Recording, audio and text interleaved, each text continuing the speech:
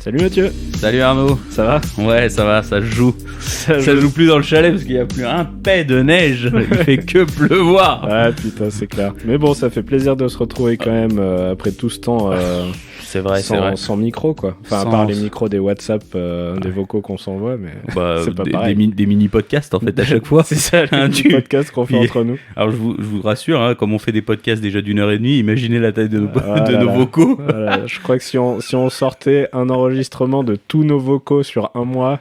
Ah bah ça ferait un mois d'écoute. Ah bah c'est ça. Ça pourrait être quasiment ça. Non mais ça fait plaisir, on a un peu levé le pied là ces derniers temps. Ouais.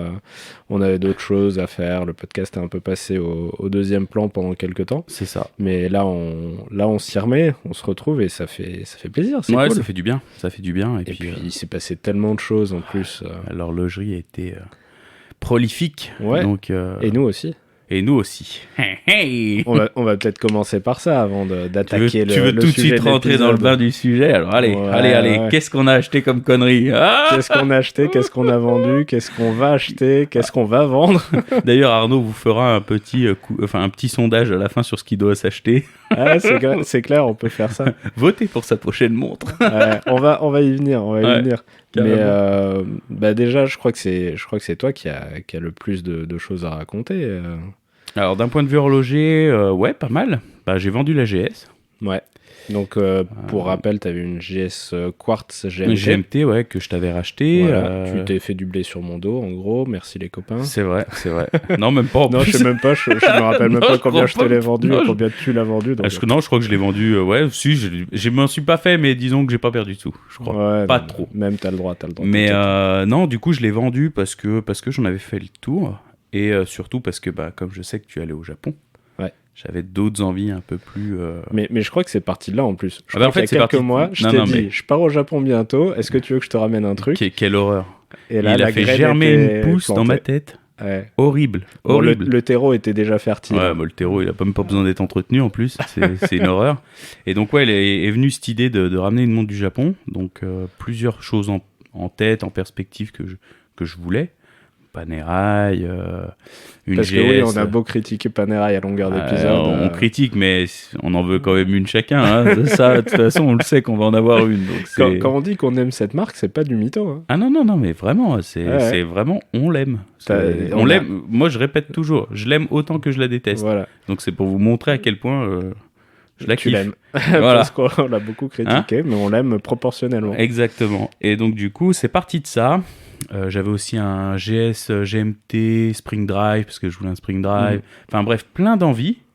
Et puis on a fait une sortie à Lyon avec les copains. Ouais. On est allé essayer des montres chez Seiko. On a vu Yann, chez Mayer. On a pu discuter avec Yvon.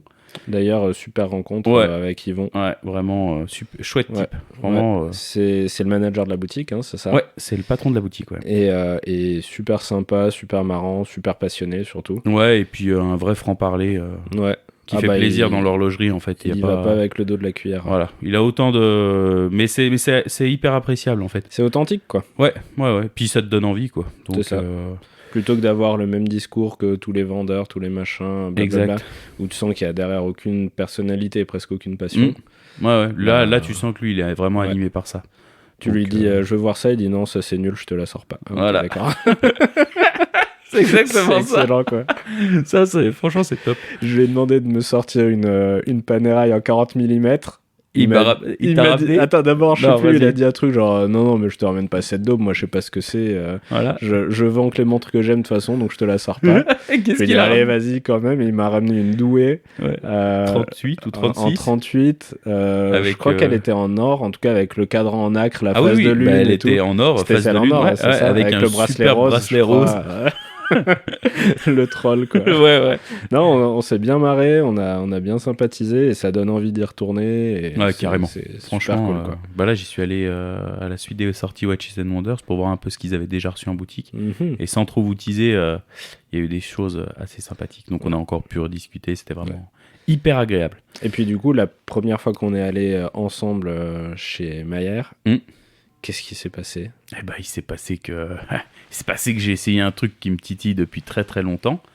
Chose qui me fait envie depuis que j'adore je m'intéresse à l'horlogerie et plus largement depuis que j'ai commencé avec la Black Bay, c'est une Ball & Brosse. Non, pardon, une Bell & Ross, une BR03. Et là, bon, alors j'avais visé un modèle, la Desert Type, et il l'avait plus qu'en chrono. Ouais. Donc j'ai pu essayer le chrono pour me rendre compte un petit peu des volumes et de voir si ça me plaisait. Non, mais en vrai, ce qu'on va dire, la vérité, c'est que quand tu l'as essayé, t'avais déjà repéré une occasion. Ah oui, non, mais j'avais déjà un deal, déjà en fait. Quasiment non, mais signé, faut dire quoi. la vérité. J'avais déjà un deal qui était signé. Ça t'est pas tombé dessus par hasard chez Mayer, quoi. Non. La pomme tombe jamais loin de l'arbre. Donc, voilà. Non, vraiment, c'était déjà un peu acté. Et puis, je voulais essayer pour être un peu sûr, parce que bon, céramique, jamais eu. Mais ça faisait un moment, en fait, depuis la GS, je me retrouvais pas dans cette montre parce qu'elle était un petit peu trop. Ça me ressemblait pas. C'était parfait. Vraiment, la montre, elle était topissime, mais zéro défaut. Le mouvement, pour moi, c'est probablement un des meilleurs mouvements, tout confondu.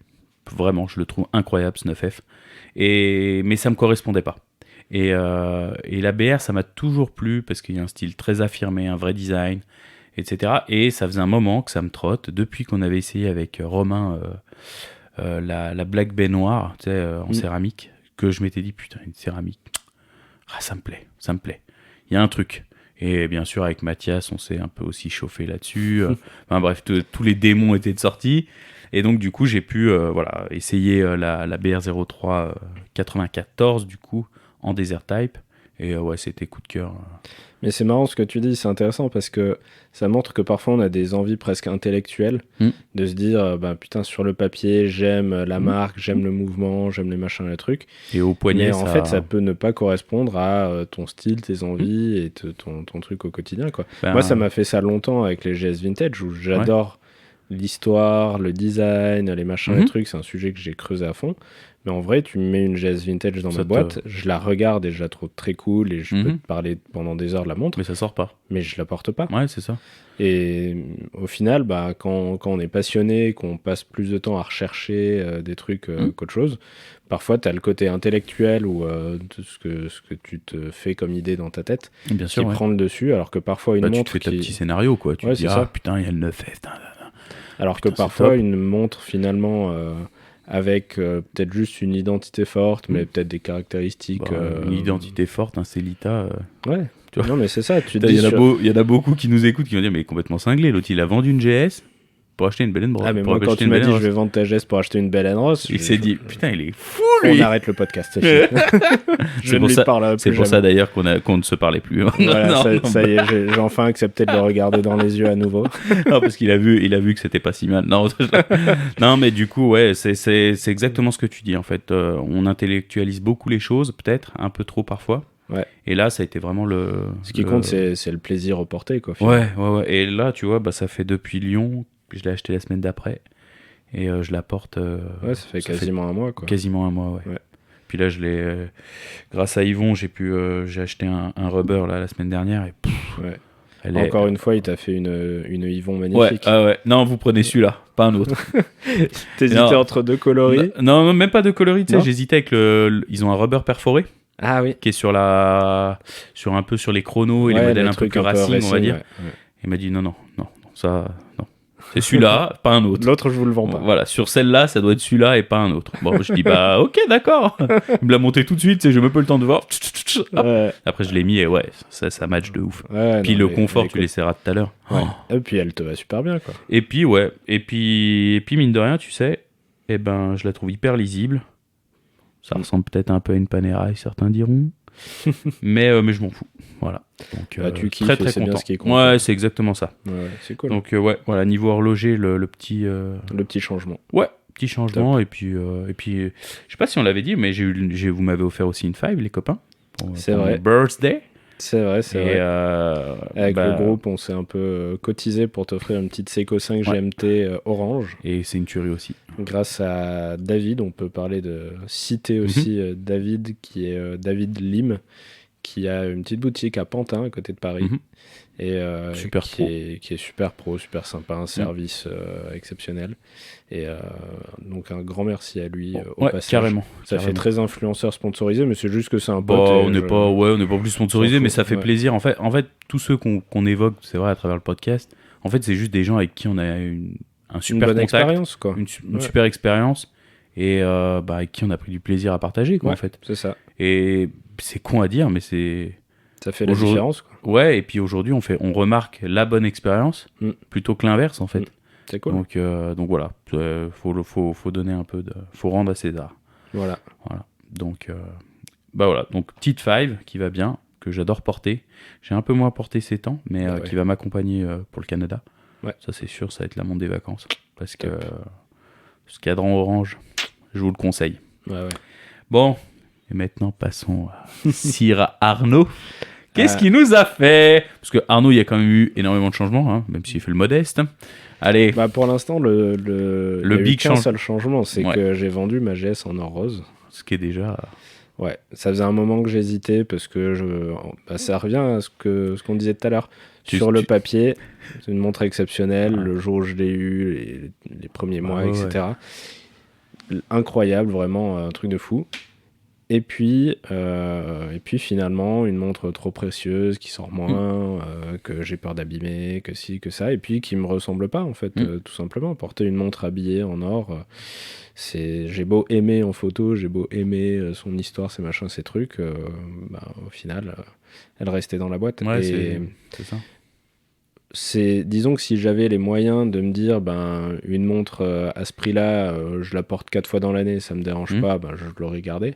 Sauf que immobiliser autant d'argent dans sa boîte à montre, moi je peux pas. J'ai beau avoir un budget horloger très confortable, voilà, mais... je peux pas me dire qu'une montre à ce prix-là, elle va pas sortir et que c'est pas un problème, quoi. Mais tu vois, ça c'est aussi une chose dans notre aspect, je pense qu'on partage dans la collection. C'est qu'en fait, dès lors que ça sort pas, moi personnellement, je peux plus concevoir d'avoir dans la boîte. Et tu vois, la GS, c'est pas que je pouvais pas la porter parce que j'aimais bien la mettre et tout, mais il y a un moment où je me suis dit, ça me ressemble pas, je sais qu'elle va finir par moins en moins sortir, autant la revendre, quoi. Et il y en a, comme tu as dit, qui ont financièrement, qui sont encore plus à l'aise, qui peuvent se dire, ok, je la garde même pour 4 fois dans l'année. Ouais, c'est ça. Et puis même, j'ai une relation avec l'objet, j'ai créé, je sais pas, ça représente un moment, je la garde. Sauf que moi, non, j'y arrive pas. Et puis là où on a un point commun aussi, c'est que une fois qu'on se dit, est-ce que je devrais pas la vendre, c'est comme si elle était vendue. Non, mais ça, c'est affreux. Une fois que tu ouvres la porte, la montre, elle est déjà dehors. Mais tu sais qu'en plus, donc, quand même, nos 2 ventes, qu'il faut le dire, c'est que c'est quand même partie de l'idée que tu vas au Japon. Oui. Hein, parce que Arnaud part donc du coup au Japon la semaine prochaine. Donc quand vous entendrez l'épisode, ça sera... Je serai peut-être dans l'avion. Il sera dans l'avion. Et donc du coup, c'est vraiment partie de l'idée de Mathieu, je pars au Japon, je vais me ramener un truc. Est-ce que je pars complètement zinzin? Ouais. Je vends ça parce que je peux plus la porter, j'y arrive, je la mets plus. Qu'est-ce que je ramène, quoi? Ouais. Et là, après, tu sais que t'as mis le doigt dans un machin. Ouais, l'engrenage, là. Oh là là, et... Ouais, mais la tentation, quoi. La GS, j'avais eu une piste, faut que je raconte cette histoire parce que ça m'a rendu dingue. Vas-y, allez, raconte. J'avais eu une piste. En fait, je suis sur un groupe Facebook qui s'appelle Grand Seiko Owners Club. Et il y a un mec qui a une collection de malades, pas que de GS, mais déjà juste en GS, il a du lourd. Et puis, il y a toutes marques confondues. Il a vraiment des trucs de psychopathe. Donc, je mets un message sur le groupe, je mets une photo de la montre et je dis ouais, j'hésite à m'en séparer, machin. Parce que j'hésitais vraiment, c'était pas en mode j'attise convoitise, tu vois. Et tu voulais pas faire monter la sauce. Non, c'était pas pour ça. La guicheuse, Et il m'écrit, il me dit vends-la moi. Donc je lui envoie un message privé une fois que je me suis décidé, genre un mois plus tard. Je lui envoie un message privé, je lui dis ouais voilà, je sais que t'es intéressé par ce modèle, j'aimerais la vendre. Est-ce que tu la veux? Il me répond combien t'en veux? Et je me dis, je commence les enchères assez hautes, je lui dis 15 000 €. Et il me répond, vu qu'on échange en anglais, il me répond consider it sold. Genre considère qu'elle est vendue. Et putain, merde, j'aurais dû la mettre 20 000. Non, mais tu vois, le mec, il se la raconte un peu, tu vois. Il y a ce côté un peu genre, ouais, c'est bon et tout, tu vois. Il discute pas, machin. Je sais plus où il vit, mais il me dit, ouais, en plus, ma fille, elle habite à Genève et tout. Ouais, c'était le deal parfait, quoi. Remise en main propre, machin, tout ça. Je lui dis, bah écoute, je te refais des photos, une petite vidéo, machin et tout. Et puis, quelques jours plus tard, genre une semaine plus tard. Mais là, du coup, tu vois, c'est là que tu dis que ça t'avait aussi acté ta vente. C'est que tu t'avais pris du temps, t'as hésité pendant 1 mois, tu contactes le mec, il dit que c'est vendu. Toi, dans ta tête, c'était terminé, quoi. Pour le coup, tu la voulais plus, quoi. Ouais. Enfin, c'est pas que tu la voulais plus, mais là, t'es passé... Bon, déjà, pendant le mois, tu commençais à passer à autre chose. Et là c'était terminé, quoi. Donc, ça t'a vraiment... Et, bah attends, j'avais pas dit ce qui s'est passé. Et il me dit, ah bon, ben finalement, je suis désolé, mais je peux pas la prendre. Et moi, je me dis, bah, enfin, il veut pas la prendre, il la prend pas. Ça sert à rien d'essayer de négocier ou de lui dire, ah, mais pourquoi, machin. Je lui dis, ok, bon, bah, très bien, take care, bye bye, quoi. Et du coup, je mets pas de petite annonce, ça traîne. Je me dis, ouais, faut que je la foute sur Chrono 24, faut que je fasse des photos, faut que je fasse des machins et tout. Et encore 1 mois après, je crois, je lui réécris, je lui dis, écoute, voilà, j'ai pris du temps, j'ai pas mis d'annonce, mais là, je vais la foutre sur Chrono 24. Si t'es intéressé, tu me dis. Il me répond 2 jours après, ah non, merci, je passe mon tour, quoi. Ok, pas de souci. Je fais la petite annonce, je la fous sur Chrono 24 un peu moins cher parce que ça commençait à être pressé. Ouais. J'avais, bref, l'achat de l'appart qui arrivait, non, mais t'avais d'autres, c'est pour ça, t'avais un autre truc sur le feu, quoi, aussi qui... Et je commence à être pressé, je baisse un peu le prix, et puis finalement, elle part assez vite sur Chrono 24. Parce que ça reste quand même une montre rare. Pour le coup, et que tu ne croises pas à tous les coins de rue. Ça peut être très difficile à vendre, comme ça peut partir en un clin d'œil parce que tu as un mec qui la cherche depuis longtemps, quoi. Exact. Et il y a 2 jours, le mec il m'écrit, donc l'acheteur fantôme du début, il m'envoie un message sur Messenger, pas bonjour, pas merde, il me dit j'ai vu que tu l'as vendu 13 000 €. Et que tu l'as vendu seulement 13 000 €, tu vois, un truc comme ça, tu vois. Et vu qu'il m'avait écrit genre pas bonjour, pas merde, je lui ai répondu yes. Point. Point. Et là, tu sais, je vois qu'il attend, il commence à taper un message, tu vois, je vois machin est en train d'écrire un message. Et puis finalement, il m'a juste envoyé un pouce en l'air, tu vois.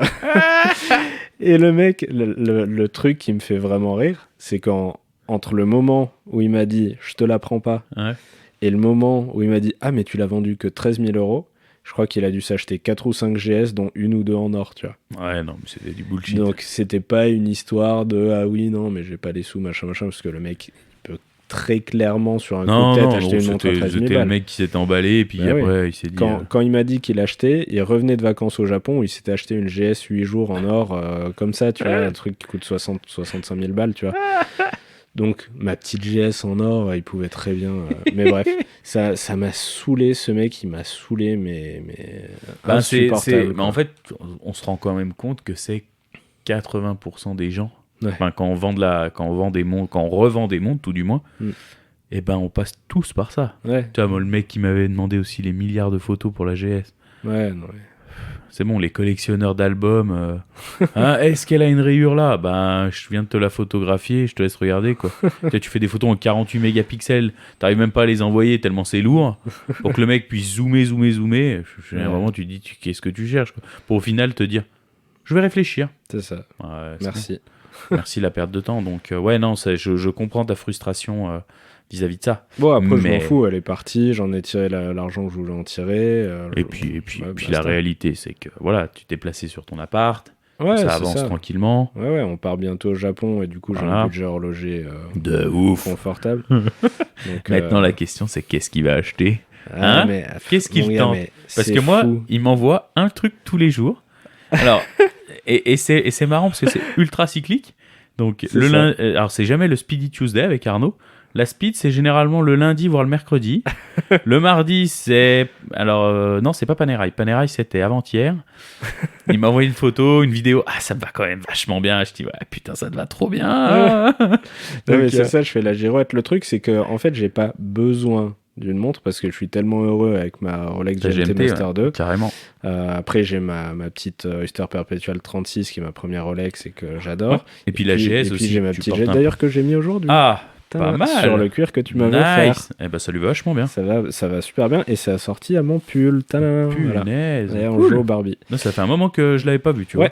Et donc tu vois, j'ai pas besoin d'une nouvelle montre à tout prix. Voilà. Non, t'as déjà une collection qui est fournie, mais là tu veux quand même la faire évoluer. Bah t'as toujours ta pathologie qui revient, tu vois, t'as envie d'acheter autre chose. En fait, tu sais que t'as pas le besoin, mais tu dis ah putain ça m'a toujours titillé. Bah vas-y, j'ai un peu de sous, est-ce que je tenterai pas? Moi je suis quand même passé par une période où... Est-ce qu'on doit dire ce qu'il a... Ah ouais, je vais le dire. Vas-y. Parce que la semaine des Watches and Wonders, il m'envoie une Doxa 300 carbone. Je pensais pas ça, moi. Il m'envoie ça, il me dit c'est quand même pas mal, Mathieu. Non, je lui dis non, t'arrêtes tout de suite. Non, mais si, c'est cool. Oui, c'est cool. Non, mais je lui dis t'arrêtes ça, ça va pas dans ta collection, ça, c'est mort. Non, mais surtout, il y a une longue période où je me suis dit est-ce que je m'achète une montre ou est-ce que je m'achète une voiture? Ah ouais, bah il y a ça aussi. Il y a autre chose, tu vois. C'était mais pour le prix de ça, je peux avoir une Mazda MX-5. Ah bah c'est clair que tu te dis que pour le prix de la GS, t'as une MX-5. Ouais. Ou alors, si tu mets un peu plus, t'as une Porsche Boxster, quoi. Tu vois. Donc oui. Pardon, il y avait ça aussi. C'est ça. En fait, tous les jours, il y a une nouveauté. On passe, voilà, ça fait MX5, Speed. Alors après, tu voulais une Seamaster aussi, une Diver 300, la verte ou la blanche, la Japan édition celle de pour Tokyo 2020. Voilà. Qu'est-ce qu'on a eu d'autre? On a eu la Panera, c'est quoi? C'est la 992? Ouais, et aussi la Quatera World Timer. Oui, il y a eu ça. Alors ça t'as pas trop osé m'en parler. Il y a la Quatera aussi, petite seconde, parce que tu sais que je l'ai... Oui. Alors la World Timer, je l'aime beaucoup, mais je te la vois pas parce qu'elle est un peu grosse. Alors donc du coup, toutes les semaines, il m'envoie sa liste, et toutes les semaines, je lui réponds le même truc. Non, mais l'erreur, c'est que tu crois que parce que je t'envoie un truc sur Instagram, ça veut dire que je veux l'acheter, parce que je t'envoie aussi des Porsche à 250 000 balles. Oui, mais ça veut pas dire que... Un jour, tu vas y avoir. Bien sûr. C'est sûr. Non, mais voilà, je fais un peu la girouette, et en fait, je verrai bien une fois que je serai sur place au Japon. Comme on a dit, je pense qu'il faut définir un petit budget. C'est ça, je vais bloquer mon budget, je vais essayer des trucs. En faisant les promenades, et puis après tu nous fais la surprise quand tu reviens, quoi. Ouais, même si t'arriveras pas et que tu vas l'envoyer dès que tu l'auras acheté. Regardez les gars, j'ai fait ça. C'est clair et net. Je vais mitrailler de photos. Ma femme va passer le voyage et dire tu me fais chier à faire des photos de tes montres partout où on va. Chérie, j'ai vu ça. Vite, faut vite que je l'aille l'acheter. Je l'ai réservé. Mais on vient d'arriver. Ouais, non mais. Voilà, pour ceux qui ont la ref, on vous invite à regarder les anciens épisodes. Mais donc du coup, franchement. C'est cool, c'est motivant. Je fais la girouette, je passe mon temps sur les sites de 5 ou 6 boutiques à Tokyo qui ont leur stock en ligne en temps réel, et à chaque fois je vais voir les nouveautés, les trucs et tout. Ah oui, j'ai eu la période Breitling premier chrono Japan Limited avec les cadres en nacre. Il y a ça, il y a eu la Navitimer. Alors Navitimer c'est marrant parce que quand on l'a essayé à Lyon, t'as pas du tout apprécié. Enfin, j'ai débandé direct. Mais on est passé par pas mal de choses, vous savez. Mathieu subit beaucoup de choses dans le backstage. Moi, je trouve que non, mais en vrai, je trouve que c'est hyper agréable parce que finalement, c'est ce qui fait vivre. Comment dire? C'est comme le podcast, c'est comme les bouffes qu'on se fait avec les amis, c'est comme les boutiques qu'on va voir avec les potes. C'est le meilleur moment en fait. Ouais, c'est ça. Finalement, je vais pas te dire qu'acheter la montre. Une fois que tu l'as acheté, ça redescend très vite. Non, mais la recherche, c'est une partie importante du plaisir, c'est clair. Tout ce qu'il y a autour, c'est le meilleur, quoi. Ouais, c'est clair. Tu vois, je veux dire, la BR, maintenant que je l'ai trouvée. L'aspect, la porter au quotidien, tu la regardes, c'est cool, ça me fait plaisir, mais c'est pas aussi fort que ce que tu fais avant, quoi. C'est ça. Donc, c'est... Et pour faire la transition sur le thème de l'épisode, justement, moi, tout ce qui s'est passé pendant Watches and Wonders, ça m'a conforté dans l'idée d'acheter d'occasion, d'acheter carrément. Des anciens modèles et des trucs comme ça, parce qu'on va en parler, mais globalement... C'est un peu la déception. Ouais. Bah, en fait, quand on a préparé l'épisode, on vous énumérera ça après, mais c'est vrai qu'on a listé les modèles qui nous ont bien plu. Il y en a quand même quelques-uns. Bien sûr, oui. Mais en fait, ce qui se dégage quand même, grosso modo, de ces 15 jours de salons, de sorties, d'articles que les gens ont publiés et tout, comme tu dis, c'est une déception, en fait. Enfin... Personnellement, un petit goût amer, quoi. Ouais, mais puis surtout, moi, je me retrouve de moins en moins dans cette horlogerie-là, en fait. C'est ça. Et pourtant, en fait, si je fais le parallèle rapide à l'automobile, ça me fait penser à les Youngtimer, tout ça, qui prennent des envolées aujourd'hui stratosphériques pour des choses qui valaient absolument rien. Mais quand je dis vraiment rien, c'est que la déchetterie, c'était le meilleur endroit pour eux, quoi. Et là, tu te dis, on se destine un petit peu à ça. Ouais. Et du coup, la passion, tu vois, la voiture, c'est pas que ça me déplaît, mais je suis un peu moins dedans. Et bon, ça va qu'on en parle ensemble, alors du coup, ça revient, mais voilà, c'est un constat que je fais quand même, quoi. Donc, Ouais, parce que tu te rends compte, moi, j'ai vendu ma GS à peu près au moment de Watches and Wonders. Donc là, t'avais les poches fournies. J'avais les poches remplies. T'étais chaud des doigts. Bon, le but, c'était pas de foutre tous les sous de la GS dans une montre, mais je me disais, même si je mettais tout et que je gardais ce budget-là pour une montre annoncée à Watches and Wonders, qu'est-ce que je peux m'acheter ? Avec les 12 000, puisque t'enlèves les frais de chrono 24, machin, je me suis retrouvé avec 12 000. Une Yachtmaster 42 Titan. Elle est pas un peu plus ? Tu peux même pas Je crois que je peux même pas. Elle est à 14. C'est ça. Et tu regardes. Et c'est qu'un bout de titane. C'est ça surtout. Avec 10-12 000 balles, t'as pas non plus un choix de ouf, alors qu'à une époque, avec 10-12 000 balles, t'avais des Mother, t'es dans la haute horlogerie. T'avais des trucs de fou, quoi. Bien sûr. Et là, finalement, t'as pas un choix si dingue que ça avec un budget de 10 ou 12 000 balles. Ouais. Et ça m'a fait vraiment, vraiment, vraiment halluciner, quoi. On en a discuté en off, et en fait, c'est exactement ce que tu m'as dit. C'est quand j'ai commencé l'horlogerie, j'avais pas un énorme budget.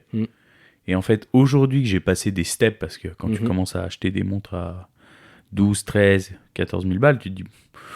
c'est que mentalement, dans ta tête, t'es passé un stade au-dessus, tu vois. Et en fait, tu me disais, je me retrouve à avoir... Alors, t'as certes un pouvoir d'achat qui est bien plus élevé, mais en fait, ce qui t'intéresse, tu peux pas plus te l'offrir qu'avant, en fait. Ouais, c'est ça. À truc égal, on va dire. C'est hallucinant, quand même. Ah non, mais si tu veux, on commence l'épisode sur ça, en fait. Ouais. Parce que moi, je trouve que c'est juste... on en a beaucoup discuté, mais la stratégie est clairement des marques de vendre moins de pièces, mais de les vendre beaucoup plus cher. Et d'augmenter les marges et de diminuer les volumes. Voilà, c'est ça. Et aujourd'hui, moi, quand je me dis que... je prends l'exemple d'un chrono, mais on pourrait prendre l'exemple d'une 3 aiguilles, mais un chrono, tu n'as quasiment plus rien à moins de 6 000 €. Et je me dis aujourd'hui... Dans les grands classiques. Dans les classiques, Monaco, Navitimer, Speedmaster. Bon, je parle pas du Daito parce qu'il a toujours été un peu plus élevé, mais je me dis, le mec qui est passionné d'horlogerie, qui se dit, moi, mon kiff, c'est les chronos, je vais tous me les acheter. Et aujourd'hui, il peut plus. Dans un budget raisonnable. Il faut trouver des petites marques avec du 77,50 à l'intérieur. Ouais, mais tu vois, si tu veux un classique, comme ça, tu vois. Si tu veux, si tu veux une icône classique, t'es tu vois, on en a le parfait exemple. La Navitimer 747 que je trouve. Enfin, pour moi, c'est un de mes coups de cœur cette année. Tu regardes le prix, c'est la blanche et rouge en hommage au Boeing 747. Ouais. Celle-là, pour moi, je la trouve incroyable. Je crois que c'est 10 800, quoi. Et tu vois, alors que même pas 6 mois avant, ils sortent la Cosmonaut avec la lunette en platine à 12. Ouais, et puis je vois de moins en moins les justifications. Et pour moi, personnellement, ça m'éloigne. Et je sais pas, les marques, je pense qu'en fait, ils cherchent aussi à créer une forme de rareté, de se dire, on va vendre moins, vous aurez moins de stock en boutique. Ouais, et puis en même temps, des marques comme Rolex, Audemars Piguet, etc., ils tirent tout le monde vers le haut parce que... Bien sûr. Quand tu te dis, je sais pas, imagine, t'es Omega, tu dis, je sors ma nouvelle Speedmaster. Je la vends 5 000. Un mouvement de bonne qualité, un beau bracelet, des machins, des trucs. Comment est-ce que je me positionne vis-à-vis de mon concurrent historique, Rolex, avec sa Daytona, qui est peut-être, d'un point de vue purement objectif, de caractéristiques, un peu au-dessus. Mais si Rolex, ils vendent la sienne 12 000 et que moi, je me place à 5 000... Je passe pourquoi, en fait. C'est ça. Oui, non, mais bien sûr, mais c'est pour ça qu'en fait... Ils peuvent pas. Non, tu peux pas, en tant que marque, te mettre volontairement plus bas. Parce qu'en fait, c'est ton image de luxe que tu perds, en fait. C'est ça. C'est de te dire, en fait, finalement, notre marque... non, nous, on veut qu'elle reste toujours très haute dans l'esprit des gens. Et donc, on est obligé, d'un point de vue tarifaire, de se mettre à ce niveau. Et puis, si tu veux récupérer les clients qui voudraient un Daytona mais qui n'arrivent pas à l'avoir et qui se disent, alors, prix catalogue, le Daito, c'est quoi, 13, 14, un truc comme quasiment ça 15 quasiment. Ouais, dans ces eaux-là.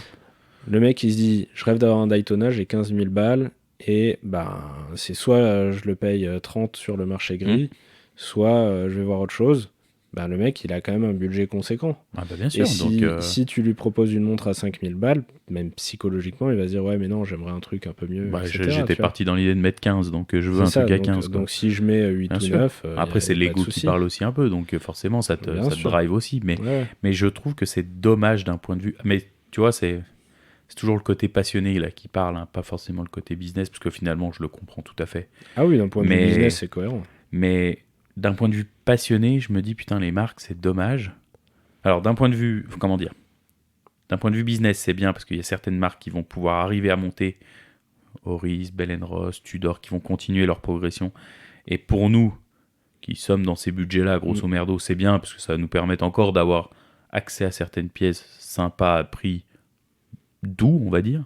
Mais d'un point de vue passionné, je me dis, putain, mais ils sont en train de perdre une flopée de clients, quoi. Enfin, ouais, mais parce que une nouvelle c'est fois, du business, c'est pas de la passion. Voilà, et puis une nouvelle fois, c'est pas ces passionnés-là qui les intéressent. C'est ça. Tu regardes, je te prends un exemple tout bidon, le fait que le salon de l'auto de Genève ne se fasse plus, typiquement des marques comme Lamborghini qui veulent plus venir parce que, premièrement, les stands leur coûtent les yeux de la tête, mais en soi, entre guillemets, le petit peuple qui vient voir les voitures, enfin, moi je me souviens quand j'y allais voir avec mon père enfant, tu sais très bien que dans le final, c'est pas toi qui achèterais une Lamborghini. Bien sûr. Donc, je comprends vis-à-vis des marques, elles se disent, comme tu dis, on va monter un peu plus, on va se mettre au niveau des autres, et on fait ce que les autres font. C'est ça. Voilà. Après, comme on disait en début d'épisode, je pense qu'il y a quand même... Alors, je sais pas s'il y a tant une montée en gamme, parce que j'ai pas eu les montres en main. Enfin, j'en ai eu certaines, et c'est pas forcément tout justifié, je trouve. Non, c'est sûr. Mais en tout cas, j'espère que voilà, il y a quand même une montée derrière, que ce soit pas juste du... C'est pas juste les prix qui montent. Ouais. Voilà. Bah, c'est ce qu'on disait, si tu compares une Panerai d'il y a 15 ans avec une Panerai d'aujourd'hui, c'est différent. Est-ce que c'est foncièrement beaucoup mieux? Je sais pas. Non, parce qu'elles étaient étanches avant. Allez hop.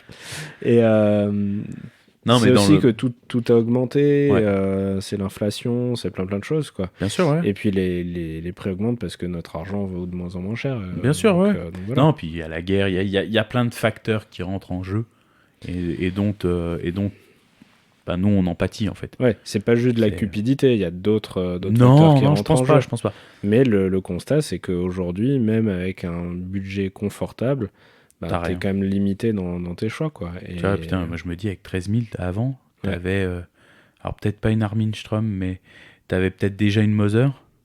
Tu vois, tu commençais à titiller de la vraie belle pièce. Aujourd'hui, pour 13 000 balles, t'as une IWC ingénieur, quoi.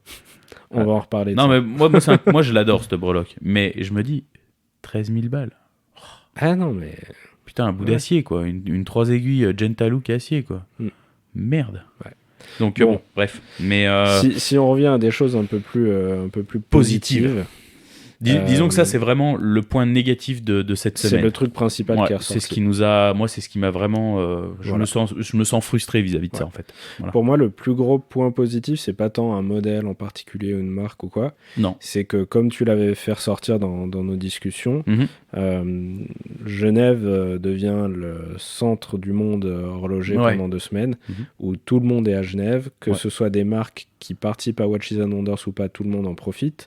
D'un point de vue business pour la ville, les hôtels, les restos, les trucs, voilà. Ça marche de fou, les hôtels, tu vois, même nous à Admas, les hôtels sont pleins. Les petites villes de françaises frontalières, elles rayonnent grâce à ça aussi.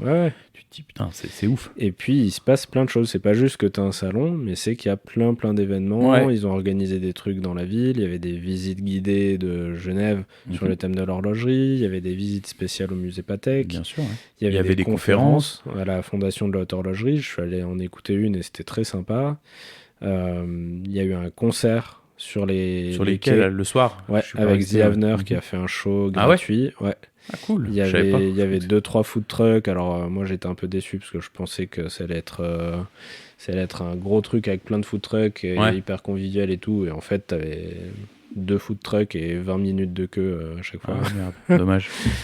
Mais tous les restos étaient pleins. On a essayé de trouver un endroit pour manger avec Stéphane et Fatimé. On a tourné je sais pas combien de temps. On a fini dans une petite rue à trouver un petit resto. Il y avait une table de libre. Donc pour tous les commerçants, pour tout le monde, c'est très, même, très ça cool. fait de l'ambiance dans la ville, quoi. Enfin, c'est clair. Genève le soir, en semaine. Faut dire la vérité. Là, j'y étais mardi. Ah bah c'est calme. Hein. C'est très très calme. Hein. C'est clair. C'est des emplois de bureau, donc là, il y a de la dynamique, quoi. C'est ça, là, ça bouge. Ouais, et je trouve que c'est chouette parce qu'ils ont réussi à sortir des vieux formats où t'as un salon très fermé, t'as ceux qui rentrent et puis après en dehors, voilà. Puis généralement aussi, je remploie là-dessus, mais qui se passe souvent à Palexpo. Donc Palexpo, c'est quand même vers l'aéroport de Genève, donc plutôt à l'extérieur de la ville. Ouais. Et tu vois, le salon de l'auto vient jamais rayonner à l'intérieur. Ouais, c'est vrai. Et là, ce qui est intéressant, c'est qu'en fait, l'horlogerie, elle était centrée là-bas parce qu'il y avait toutes les grandes marques et tout. Mais tous les corners et toutes les boutiques à l'intérieur de la ville sont devenus des points. Et tu le voyais parce qu'ils avaient les panneaux Watches and Wonders, venez pour visiter les boutiques et tout. Et putain, je me suis dit, waouh, ça c'est frais, quoi. Bah, il y a eu des trucs un peu comme ils faisaient. Tu sais, il y avait une semaine où ils fermaient la rue du Rhône et t'avais tout qui était ouvert. Tu pouvais aller de boutique en boutique, qui servait à bouffer, à boire, etc. Ils ont mélangé un peu ces différentes choses qui existaient pour faire un gros événement. Plutôt que chacun fasse son événement dans son coin et que tout se disperse, ils ont fait un gros truc où tout le monde en bénéficie. Ouais, c'est ça. Et comme je disais tout à l'heure, tu as les marques qui ont participé à Watches and Wonders, mais après, dans les hôtels à côté, tu avais d'autres marques qui exposaient. Tu avais tous les indépendants, tu avais Jacob, tu avais tout le monde. Plein de trucs. Tu as Breitling qui a ouvert leur café-restaurant juste à côté de la boutique. Tu as Tudor qui a ouvert un pop-up store où dès le premier jour de Watches and Wonders, tu pouvais voir et acheter toutes les nouveautés. Ça, c'est fou, quoi. Tu te dis. C'est plein de trucs comme ça qui sont vraiment top. Non, moi j'ai trouvé ça. Comme tu dis, c'est pour moi le truc le plus cool de ce salon, en fait. C'est vraiment cette. Et puis t'as vraiment de tout, en fait. T'as les détaillants, t'as les Instagrammeurs, t'as les journalistes, t'as tout ce monde que tu vois généralement que sur les réseaux sociaux ou sur les blogs et tout. Et tu te dis, putain, mais ils sont tous là, en fait, c'est trop cool, quoi. Ah, mais moi, ça m'a fait exactement ça. Je suis allé me balader. Le jour, on s'est un peu retrouvés chez le soir, l'après-midi, j'ai fait 2-3 trucs avec mon pote Thibaut. Et tu passes devant un endroit, tu dis, ah putain, lui, je l'ai vu, j'aime pas du tout ce qu'il fait, donc je vais pas lui dire bonjour. De toute façon, il me connaît pas, donc ça, raison de plus. Donc on s'en fout. Ah ouais, t'as vu, tiens, c'est un mec de Hodinky, là. Ah, t'as vu, il y a machin, etc. Et c'est. Mais c'est fou que tout ce monde, tu sais, vienne se recentrer sur ça Genève. C'est le rendez-vous annuel, en fait. Et moi, j'ai trouvé ça, mais. T'as plus la foire de Bâle, etc. Alors peut-être qu'à Bâle, moi, je l'ai jamais fait, Baselworld, mais peut-être que c'était ça, en fait. Le truc, c'est que c'était dispatché, t'avais plusieurs événements dans l'année, donc oui, t'avais un gros truc à Bâle et c'était énorme, mais si tu rentrais pas dedans, autour, t'avais pas grand-chose. Ah ok, je pensais que la ville... non, il y avait rien. Non. C'était que dans le salon. Ouais. Ok. Et là, c'est vraiment un mélange de tous les trucs, et même si t'as pas envie de payer les 70 balles pour rentrer à Palexpo pour aller voir les stands, t'as plein de trucs à faire et à voir. T'as toutes les boutiques qui déjà avaient certaines montres en expo. Enfin, c'est le rendez-vous, pop-up. Quoi. Donc vraiment, moi j'ai trouvé ça et je me suis dit, putain, mais c'est vraiment sympa. Quoi. Ouais. Et c'est marrant parce que le soir, quand on tournait pour essayer de trouver des restos, quasiment à chaque resto où on est arrivé, c'était complet. Tu regardais dans la salle et je reconnaissais des visages de ah, lui, il bosse pour telle marque. Ah, tiens, c'est le CEO de telle marque. Bah, tu m'étonnes. De toute façon, ils viennent fou, tous, comme nous a dit ceux de chez Breit. Ils ont eu le numéro 1, ils ont eu Georges Kern, ils ont eu le numéro 2. Il y a toute la boîte qui est venue, quasiment. C'est ça, alors qu'ils disaient que d'habitude, ils sont pas à la boutique. Non. C'est quand tu as un événement et que tu as un truc, la marque va avoir son stand au salon, le machin, le truc. Ils disaient, là, Breitling, ils participent pas officiellement à Watches and Wonders, ils n'ont pas un stand à Palexpo. Ouais, parce qu'ils avaient déjà privatisé aussi Palexpo l'an dernier pour les sorties des voitures avec les voitures, donc je pense que... Mais là, ils avaient tout le gratin de Breitling qui est venu, qui était à la boutique. Ouais, carrément. D'ailleurs, la pression pour les équipes des boutiques, d'avoir le CEO à 8h du mat, ils ont fait des journées de tarés. Ils étaient crevés, mais ils ont kiffé en fait. Donc, mais ouais, parce que t'as les détaillants qui viennent à la boutique, t'as des journalistes, t'as des trucs. Alors pour eux, c'est éprouvant, mais en même temps, c'est cool, quoi. Donc, tu vois autre chose. Enfin, alors, ça va être très méchant, mais tu vois pas le client de base. Ouais, tu vois des gens que dont tu as entendu parler, ou tu as été peut-être, je dis une connerie, peut-être en formation avec certains à la maison mère, et tu te dis, ah putain, c'est cool, il vient, tac. Ouais, et puis vraiment, il profite des échanges en fait. Du salon. Quoi. Ouais, donc, c'est vrai. Donc voilà, ça c'était pour moi le gros point positif. Ouais, moi aussi. Après, sur les montres en elles-mêmes, moi, il y a des trucs qui m'ont vraiment plu. Mais je sais pas par où commencer. Je peux peut-être, comme ça, le sujet est clos, parler de Grand Seiko. Ouais. Allez, Alors moi, je les ai mis dans... Toi, t'as mis dans le flop. Non, parce que moi, je me suis amusé à faire des catégories. Ouais. Comme on avait dit quand on a préparé l'épisode, je me suis dit, voilà, on fait des petites catégories. Et moi, je les ai mis dans Pas pour moi et La palme de la facilité.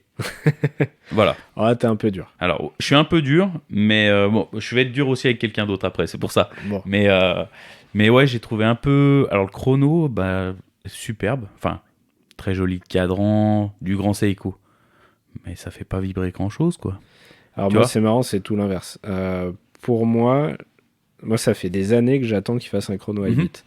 Parce que les premiers chronos qu'ils ont fait eux-mêmes, c'était pour les JO de 64. Et il y avait des chronos 36 000 alternances à rattrapante. Et il y avait un chrono même à 360 000 alternances, un chrono au centième de seconde. Mais en chrono à main. En chrono à main, ouais, pas montre-bracelet. Et ça fait des années que je me dis, mais le jour où Seiko ou Grand Seiko sort un chrono 8 bits, j'y suis, c'est sûr et certain. C'est surtout qu'ils ont tout dans leur histoire. C'est ça, il y a pour légitimité, pour le dire, on le fait, quoi. Et je sais pas si c'est parce que je suis un peu déçu ces dernières années de la direction que prend la marque. Mais j'ai beau attendre ce mouvement depuis des années. Quand j'ai vu la montre, j'ai fait ouais. Contrairement à toi qui dis c'est un beau cadran, etc. Je me dis, tu vois, le mouvement pourrait me faire vibrer. Mais moi, c'est la facilité de me dire, il n'y a pas plus. Pour moi, il y a un truc qui n'a pas marché. Quand j'ai vu les images du chrono, je me suis dit, ok, c'est leur nouveau boîtier Evolution 9. Ok, c'est un chrono 369 classique, ok, cadran Iwate et bleu, ok, mais je sais pas, il n'y a pas ce petit truc en plus. Ça manque un truc en fait. Elle a l'air très grosse, mais en même temps, c'est un peu la spécialité de Seiko de faire bien passer des grosses montres. Des gros volumes. Ça, alors avec eux, ça se match toujours au poignet. C'est ça, je m'inquiète pas trop. Mais au final, je trouve que ça ressemble à n'importe quel petit chrono Seiko que tu pourrais acheter à 300 balles ou au chrono automatique qu'ils faisaient il y a 5-10 ans, des trucs comme ça. Chez Seiko, pas chez Grand Seiko. Et pour moi, il manque la petite étincelle, le petit truc. Ouais, c'est pour ça que je te dis un peu cette sorte de facilité de me dire, putain, ils avaient un super mouvement, allez le pousser plus loin, quoi. Tu vois, en fait, alors ils ont sorti la montre avec le boîtier gravé, machin. C'est joli, mais je me dis, ça fait. En fait, on dirait, on a mis beaucoup de choses, on a mis beaucoup d'argent sur certains trucs, puis il nous restait ce chrono, on avait un super mouvement. Bon, on l'a posé là-dedans, puis arrivederci. Le truc, c'est que pour moi, Seiko et GS, ils avaient toujours ce petit twist en plus dans leur design, dans leur il y a toujours un truc où tu sais, une couleur qui va te rappeler quelque chose. Machin. Tu regardes leur chrono Spring Drive, beaucoup de gens les aiment pas parce qu'ils ont des poussoirs énormes. Non, moi j'adore. Moi j'adore, c'est une cohérence historique en plus. Tu as cette disposition sur le cadran qui ressemble pas à tous les chronos 369. Il y a un truc, c'est engagé, c'est peut-être pas le truc qui va plaire à tout le monde. Mais il y a cet ADN Seiko original, cette identité en fait. Quand tu le vois, tu te dis pas ça ressemble à une Speed, ou ça ressemble à une Festina, ou ça ressemble à un Daito. Non. Tu te dis, non, ça ressemble qu'à un chrono. Tu le vois de loin, tu sais direct que c'est ça. T'as l'impression qu'ils veulent faire le chrono qu'ils vont pouvoir vendre à un maximum de monde en prenant pas de parties trop extrêmes, en n'étant pas trop engagés dans des designs, des trucs. Et en fait, je trouve ça un peu dommage. Je trouve que ça fait très suisse. Enfin, c'est pas péjoratif. Ouais, mais ça fait très consensuel. Voilà, on a eu le même mot, même ça moment. Fait pas... Moi, ce qui me plaît chez GS, ce qui me plaît chez Seiko, c'est toujours, tu vois, une Tuna, ça a une putain d'identité. C'est ça, ça fait vraiment la montre japonaise, quoi. Enfin, c'est peut-être con et peut-être que je me gourre complètement, mais même dans les voitures japonaises, t'as toujours un style qui soit t'aimes pas. C'est ça. Mais ça te laisse pas au milieu. C'est ça. Là, ce chrono, il me laisse au milieu. Ouais, je suis complètement d'accord. Je peux pas dire que j'aime, tu vois, c'est pour ça que je te l'ai mis pas pour moi, parce que je peux pas dire que c'est un coup de cœur. C'est pas une mauvaise montre, c'est pas nul ou inintéressant. C'est juste que je me vois pas me dire ça vaut le coup, quoi. Ouais. Après, ils ont sorti une plongeuse qui est jolie, mais putain, une plongeuse Spring Drive à 12 000 balles. Ouais. Ouais, voilà, ok, c'est le nouveau mouvement Spring Drive, c'est le nouveau boîtier Evolution 9, c'est la texture, machin. Mais je trouve que à 12 000 balles, Enfin, commence à y avoir du monde dans ces prix-là. Et encore une fois, on revient à ce qu'on disait, finalement, 12 000 balles d'aujourd'hui, c'était peut-être 6 000 balles d'il y a 10 ans. Tu vois, c'est ça. Mais alors, je crois que tu as tout résumé, voilà. C'est surtout ça. Mais tu dis, 12 000 balles, est-ce que j'ai vraiment envie d'aller sur ça ou pas Je sais pas. Moi, j'aime bien le design, mais je serais pas prêt. Pourtant, je suis un passionné de cette marque. Ah bah ouais. Je me dis, est-ce que j'ai vraiment envie de mettre 12 000 balles dans une plongeuse comme ça? Je sais pas. C'est pas pour moi, encore une fois, pour rejoindre un peu ce que tu disais. Et puis après, trois autres gros modèles qui mettent en avant, c'est des métaux précieux, c'est des montres certies. Ouais, puis c'est des déclinaisons aussi de choses qui ont déjà été faites. C'est ça, t'as l'impression qu'ils ont un configurateur où ils ont un design de boîtier, un matériau, une texture de cadran. Ils mettent tout dans un shaker, ils secouent, ils font alors on va voir le boîtier décoré à la main avec le cadran White Birch et le mouvement Spring Drive 5 jours. Allez hop, tac. En fait, c'est con, mais alors je veux pas dire qu'ils font du Rolex, mais un petit peu quoi en fait. C'est-à-dire que voilà, on a des déclinaisons qu'on aime beaucoup, ça marche bien. Puis on va faire une légère évolution. C'est même pas tant une légère évolution pour moi, c'est vraiment on prend un cadran et on l'a déjà fait dans 4 couleurs différentes, on va le faire dans une 5e couleur. Machin. Tu vois, c'est marrant parce qu'en fait j'ai la même remarque avec Tudor en fait cette année. Okay. Tu vois, c'est ça l'autre marque que je disais un peu la facilité. Ouais. Je dirais Tudor. Alors, on reprend. Alors, je vais mesurer mes propos parce qu'il y a quand même des évolutions. Mais la Black Bear rouge, moi je n'aime pas du tout. Je suis pas. Pourtant, Dieu sait que c'est ma montre préférée. Alors pourquoi? Qu'est-ce qui te dérange? La lunette, je déteste l'écran. Je trouve qu'elle fait. En fait, ils l'ont rétrécie en taille. Et juste en épaisseur, non? Alors, tu regarderas. La lunette, comme elle a l'écran plus prononcé, elle paraît plus petite. Ok. Je pense que c'est le même réo, mais du coup, tu regarderas. Moi, quand je l'ai vue en vrai, la montre, j'avais pas la mienne au poignet, mais j'ai eu l'impression d'avoir un cadran beaucoup plus petit. Ok. Et du coup, ça m'a. Je dis. C'est pas visuellement je me suis dit c'est pas ma montre. D'accord. Alors que pourtant t'as les marqueurs visuels et tout. Ouais. La couronne, j'ai trouvé ça bien de la faire un peu plus petite, mais j'aime bien la mienne avec le petit insert rouge qui vient rappeler la lunette et tout. Et enfin bref, plein de petits détails. Mais en fait je me suis dit facilité parce que on continue cette gamme Black Bay. Les 36-41, alors c'était le temps de les changer parce qu'elles avaient un peu vieilli. Ouais. Et je trouve que les évolutions qui sont faites, c'est pour ça que je mesure, les évolutions un peu plus... Ça, c'est le côté Rolexien, ça, un peu. OPS, que j'aurais dit, tu vois, qui ressort comme ça, et je trouve que les évolutions sont vraiment belles, et moi, j'ai pu voir la bleue au corner, au pop-up, là. Ouais, cool. Vraiment, je l'ai vu de loin, je me suis dit, putain, on dirait une OP, quoi. Ouais. Enfin, mais c'est pas méchant, mais en termes de qualité perçue, je me suis dit, cool. Tu vois, pour avoir vu la tienne, je me suis dit, on n'est pas si loin. Ok. Mais après, voilà, sortir une GMT cadran blanc. En plus, la médiocrité, c'est de même pas mettre le T-Fit alors que tu t'es fait chier à l'intégrer sur la nouvelle Black Bay et sur la nouvelle 54 et sur les OP, les OP, pardon, excusez-moi, les Black Bay 41-36. Tu te dis, non, sérieux, ça fait pas sérieux en fait. Ça fait genre les trucs que. Comment dire, t'as mis trop de R&D sur un truc, puis tu dis, ah putain, la GMT, ça fait un moment qu'on n'a pas fait un truc dessus. Vous avez une idée, les gars? Une idée? Cadran blanc? Allez, cadran blanc. Appelle le fournisseur, fais-lui faire en blanc. Et ce qui m'a fait rire, c'est que toutes les interviews, tous les trucs... D'ailleurs, j'ai appris qu'il y a un ancien gars, un des rares gars de Hodinkee qui a l'air sympa, qui bosse chez Tudor maintenant. Ok. Bref, toutes les interviews, à chaque fois que des journalistes ou des gens entre guillemets un peu officiels parlaient de cette montre, de la GMT blanche, ils n'avaient pas le droit de parler de la Rolex Panam. Ah ouais? Ouais, parce qu'ils disaient tous.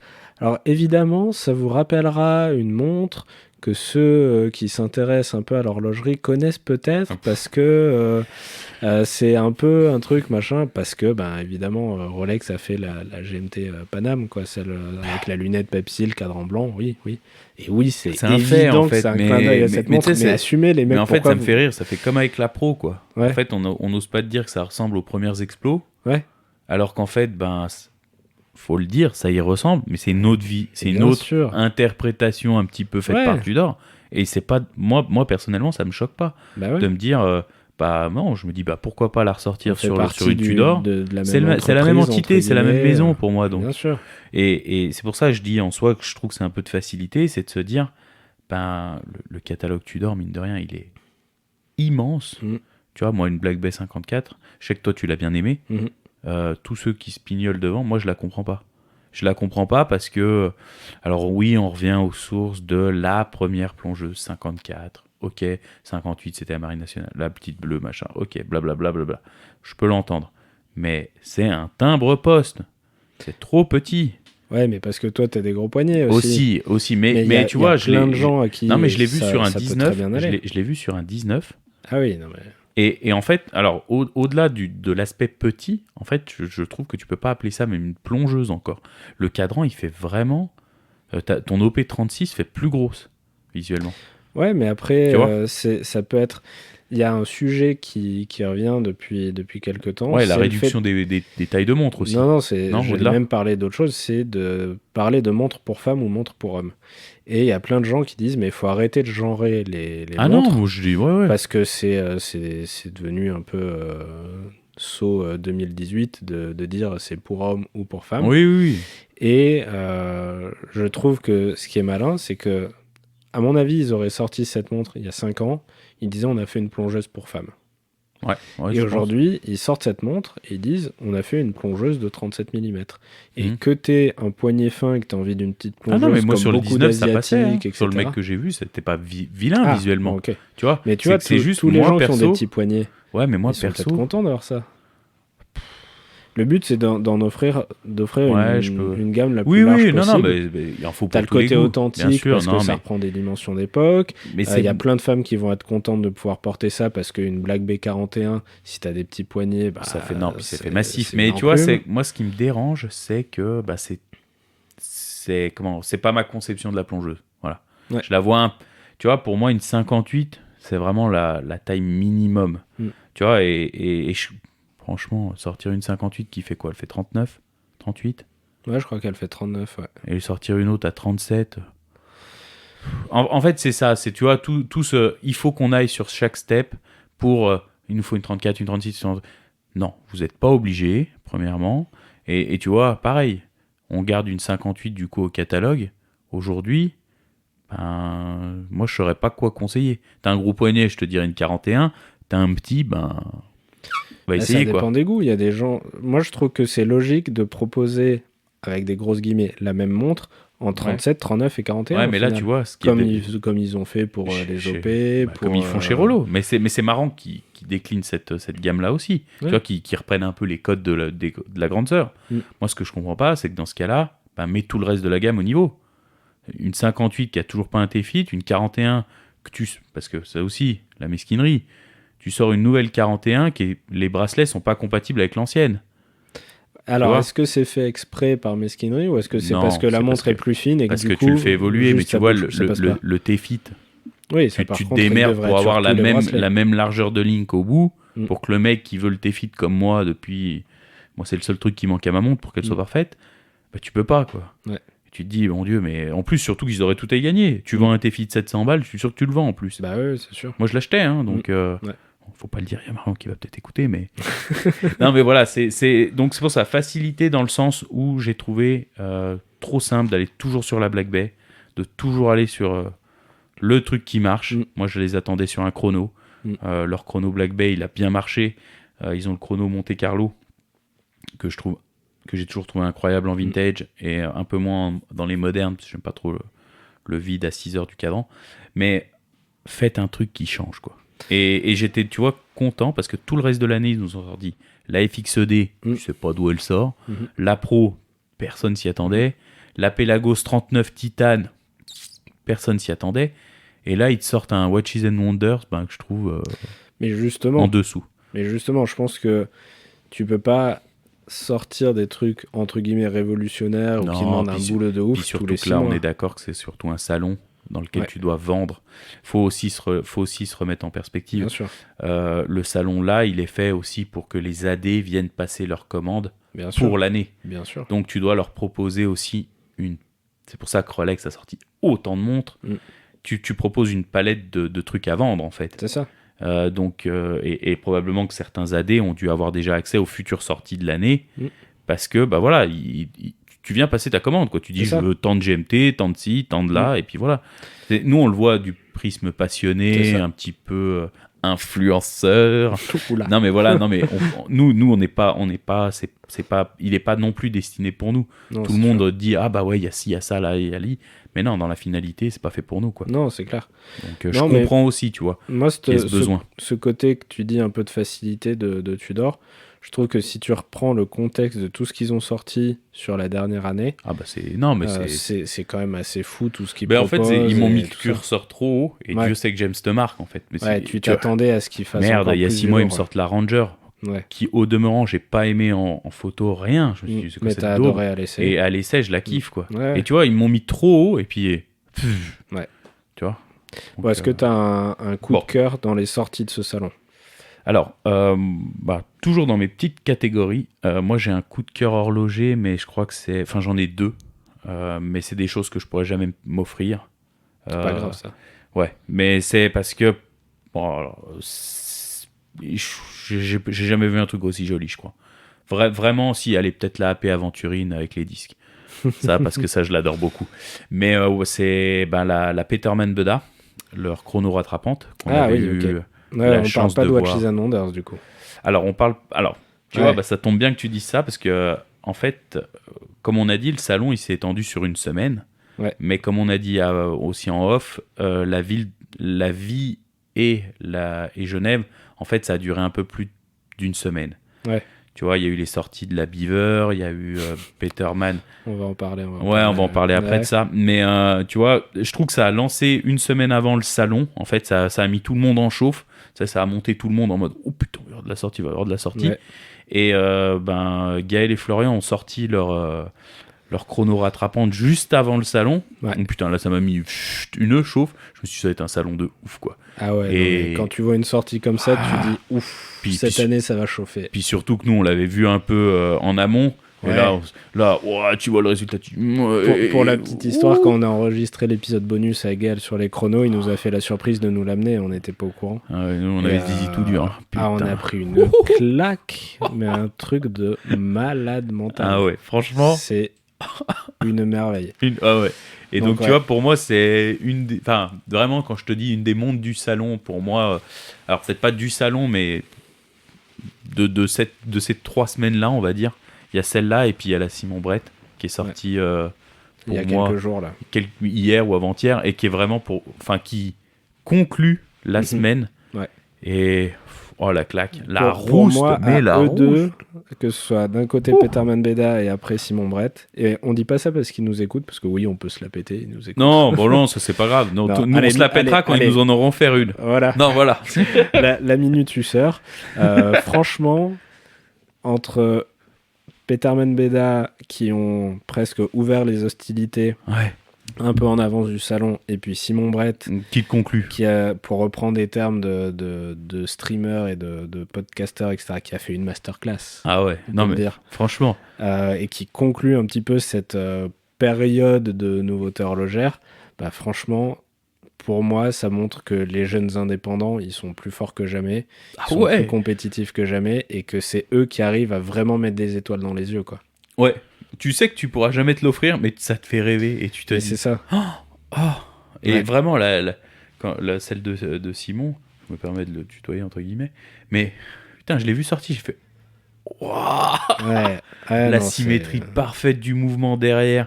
Je me suis dit, voilà, déjà juste ça, l'envers, je me dit, c'est symétrique. Déjà, j'ai un gros problème avec la symétrie. J'ai dit ça, j'ai fait, ça me plaît. Le devant, le cadran avec les petites sortes de mosaïques, j'ai fait, ça brille. Ah ouais, moi je te rejoins sur le cadran. Moi c'est, alors bon, le mouvement est fou, les finitions sont dingues, tout est fou. Le petit détail qui, moi, m'accroche plus, c'est le travail du cadran, cette finition que j'ai jamais vue avant. C'est fou. Toi qui aimes en plus les cadrans un peu GS, où il y a vraiment du boulot. Des textures. Ouais. Non, mais là, moi, elle m'a fini. S'il veut nous la présenter, on lui lance l'invitation, on est preneur. Parce que vraiment, j'aimerais la voir en vrai, reflet du soleil et tout. Ça doit être quelque chose. Moi, au-delà de l'aspect esthétique ou technique, même si c'est des trucs qui me parlent à fond, ce que j'ai trouvé génial, c'est que... C'est la démarche. Ouais, il y a une démarche. Alors, je crois qu'on peut le dire, c'est pas un secret. Donc Simon Brett a bossé pour MBNF pendant un moment. Et j'ai l'impression qu'il a un peu hérité ce côté-là de MBNF, de mettre en avant les gens, les fournisseurs, les gens avec qui tu as bossé, bien sûr. C'est un projet en fait. Et je trouve ça génial qu'ils mettent ça en avant, qu'ils mettent ces gens en avant, qu'ils disent le cadran c'est Bidule qui me l'a fait et j'adore ce qu'il fait. Les finitions c'est Machine qui me les a faites et je trouve ça génial. Enfin Machine. Mais c'est les gens de l'ombre en fait. Tu vois, c'est toujours les gens qui participent au projet et c'est vrai que comme tu fais remarquer, un peu à la sauce de MBNF, c'est ça. Tu le mets en avant en fait. Et puis, ça montre que c'est une aventure humaine, qu'il y a des gens derrière les montres. Moi, c'est un sujet qui m'a toujours passionné et j'ai toujours en tête l'idée d'écrire un jour un livre sur Seiko, Grand Seiko, où je mets en avant les gens derrière les montres. Bien sûr. Et il n'y a pas qu'une marque, en fait. Surtout qu'avec les indépendants, je pense que ça peut vite devenir des histoires d'ego. Et Dieu sait qu'il y en a des indépendants qui ont un ego démesuré. Et on va pas citer de nom, mais voilà, de dire, moi, j'ai collaboré avec des gens exceptionnels qui font des trucs hyper bien, et je suis content d'avoir bossé avec eux, et je les mets eux en avant, parce que moi, tout seul, je peux pas faire une montre.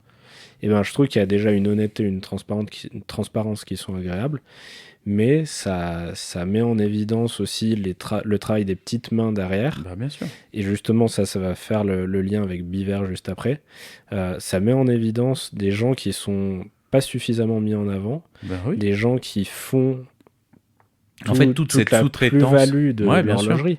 Moi, pour avoir discuté avec des gens qui font de l'anglage, qui font du polissage, qui font du certissage aussi, parce que j'en ai parlé avec Florian justement début de semaine. Qui font de la peinture sur émail, qui font des émaux cloisonnés, des trucs comme ça. Faut pas croire, ces gens-là, quand ils bossent pour une grande manufacture ou quoi, t'as jamais leur nom qui est mis sur... Ils sont payés au lance-pierre, ils ont pas des conditions de travail de ouf, là, eux sont jamais mis en avant. Et de se dire, aujourd'hui, il y a des gens qui mettent en avant, qui mettent un peu la lumière sur ces gens-là de l'ombre, qui font toute la plus-value de l'horlogerie. Je trouve que c'est exceptionnel. Mais tu vois, sans faire le parallèle à mon job, mais c'est exactement la même chose en fait. Quand tu as un physicien qui vient t'amener un projet, tu sais que lui, il a le problème, tu vas lui trouver la solution, et en fait, ça va être un travail d'équipe. Et tu vois, là justement, je fais un peu mes CV, mes trucs. Quand tu demandes les publications, il m'a dit c'est autant ton travail que le mien, c'est moi qui l'ai écrit, tu le prends, c'est libre de droit quoi. Bien sûr. T'as bossé autant que moi sur ça, donc et je trouve en étant justement une des personnes impliquées dans le projet, une forme de satisfaction et de je sais pas comment on peut dire, tu te sens valorisé, de valorisation, et qui est incroyable en fait, et qui te donne justement l'envie de t'arracher. Tu vois, parce que dans le truc sur la selle de Simon Brett, les vis incurvées, concave, je sais jamais comment on dit. Un poli noir, un poli bloqué. La vache, le mec qui lui a fait les vis là.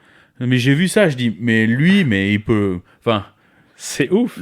Puis tu sens que le mec, il sait y aller pour les faire, tu vois, waouh, là oui, et sans avoir cette valorisation. Mario Bro, il peut sortir le microscope, mais tu vois, sans avoir finalement sans rendre un peu cette gloire à cette personne, c'est dommage, parce que tu le connais pas, et tu te dis putain, mais un mec qui a fait ça, et c'est un tueur, c'est clair, tu vois. Alors donc voilà, pour moi les deux mondes du salon, pour moi c'est ça, voilà. Et pour faire le lien avec Biver, parce que je l'ai évoqué, alors moi, ce qui m'a gonflé, c'est que Biver, à la carrière qu'il a, il a fait des choses exceptionnelles, etc. Mais quand tu vois, on parlera de la montre après, mais de la communication, du storytelling qu'ils ont mis en place, c'est artificiel de ouf, c'est fake de ouf. Et à un moment, justement, ils disent, on veut mettre en avant les petites mains. Et, moi, j'ai vu aucune petite main. Et en fait, tu vois juste son fils et son fils, et les potes de son fils.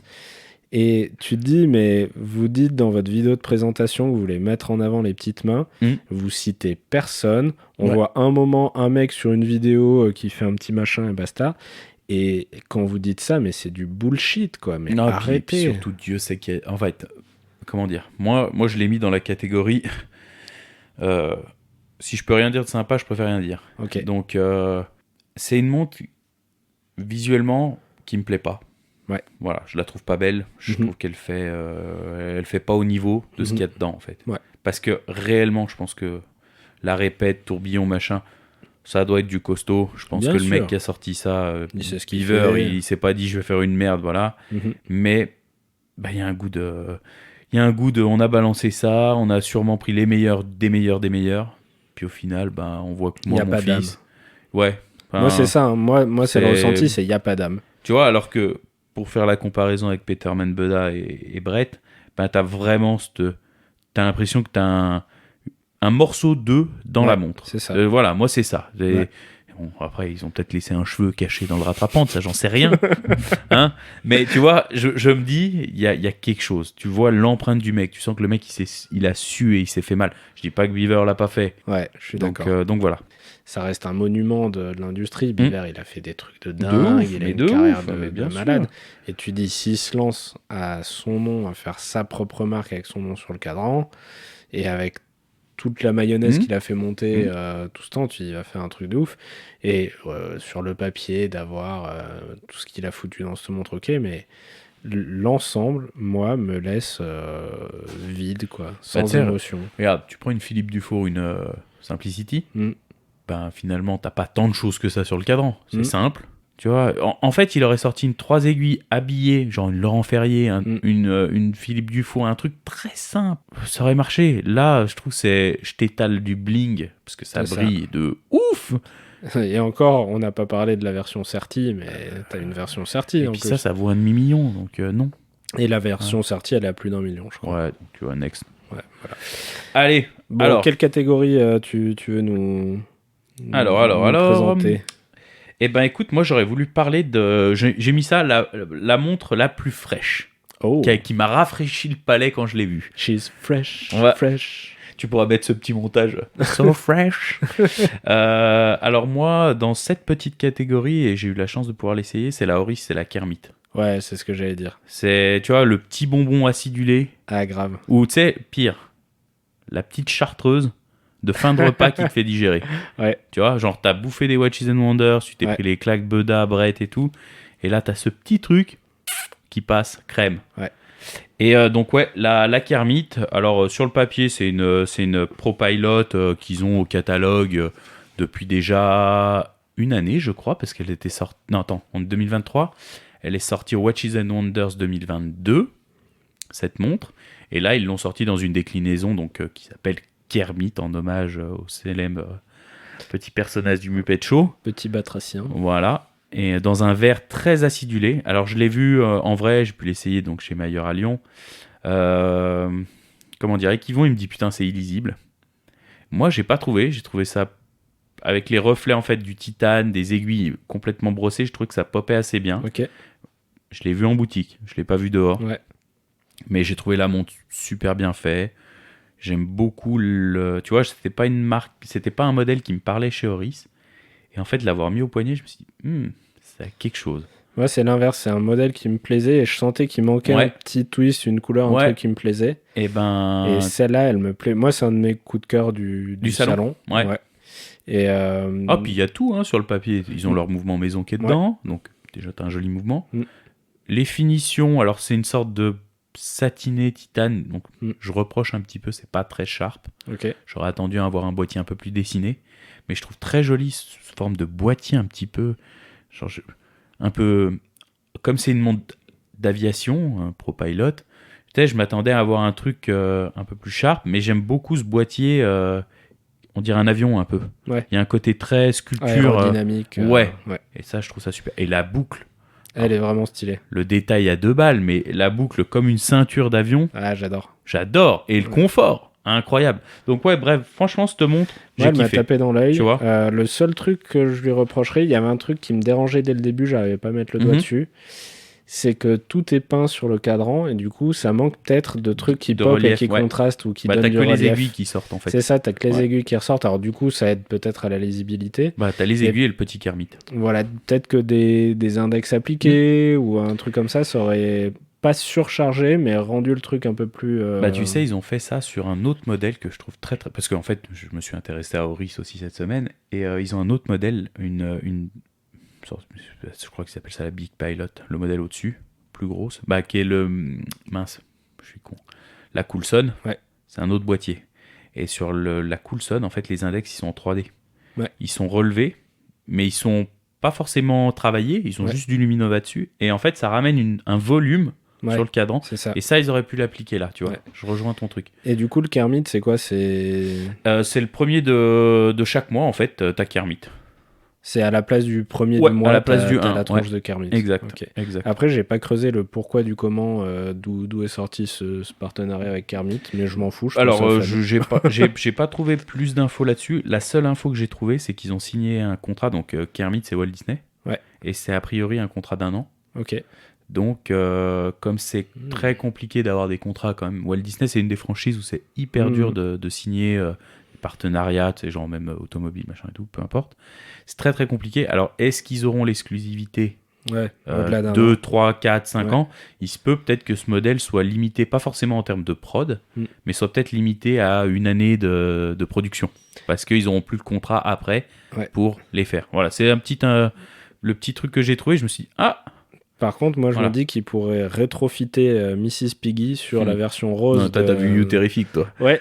Et justement, quand il a vu, je me suis dit, putain, mais grave, c'est clair. Carrément, mais l'idée, j'ai dit, mais oui, c'est clair. Et il faut qu'après, il fasse le pareil, Cookie Monster et tout ça. Ouais, ils pourraient tous les faire. Et j'ai trouvé ça mais trop bien, l'idée. Et juste, tu vois, un truc que je trouve exceptionnel avec cette montre, c'est que grâce à ça, Hodinkee a fait une vidéo avec Ben Clymer et Kermit en marionnette.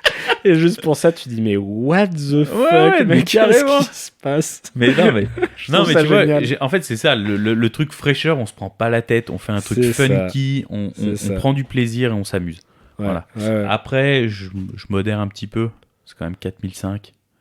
Ouais, mais encore une fois, dans le paysage actuel, t'as une titane, mouvement maison, c'est le mouvement qui est quoi, 8 jours de réserve de marche, 120 heures, truc comme ça, à 5 jours. Ouais. Non, mais c'est bien, sur le papier, les specs, elles y sont. Hein. Franchement, ça me semble pas déconnant. Mais je sais pas si les gens arriveront à mettre 4-5 dans une montre vert comme ça. Ouais, moi je pourrais.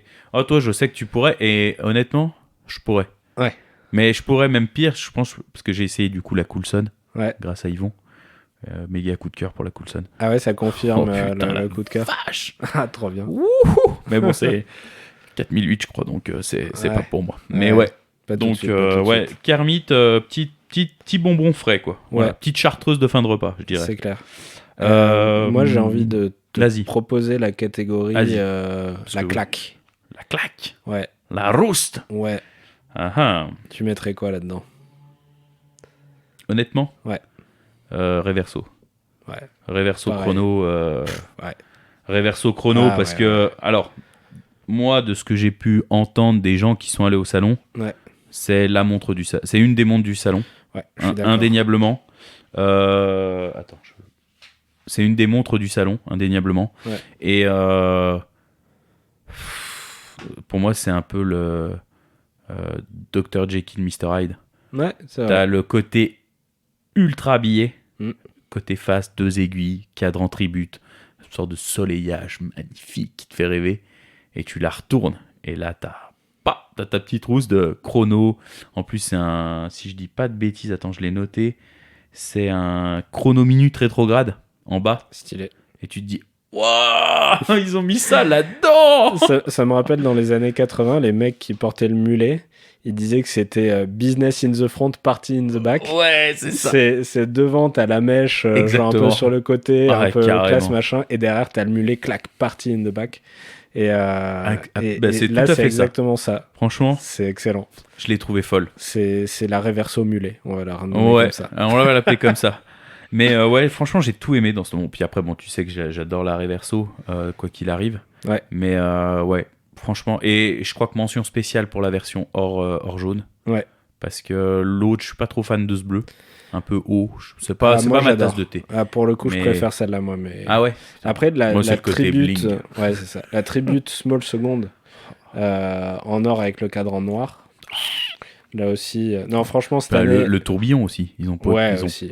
Non, le tourbillon. Non, mais cette année, Gégère, ils ont vraiment mis à l'honneur la Reverso de la meilleure des manières qui soit. Franchement. Ouais, et pourtant, et en fait, je me dis surtout que la Reverso, c'est pas une gamme qui morflait trop, tu vois. Non. Elle était très classique.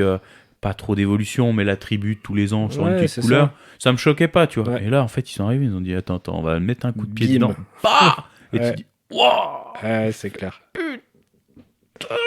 Ah non, pareil. Et puis réellement, alors, on va peut-être dire que c'est cher, hein, mais c'est 24 000. Pour ce que c'est.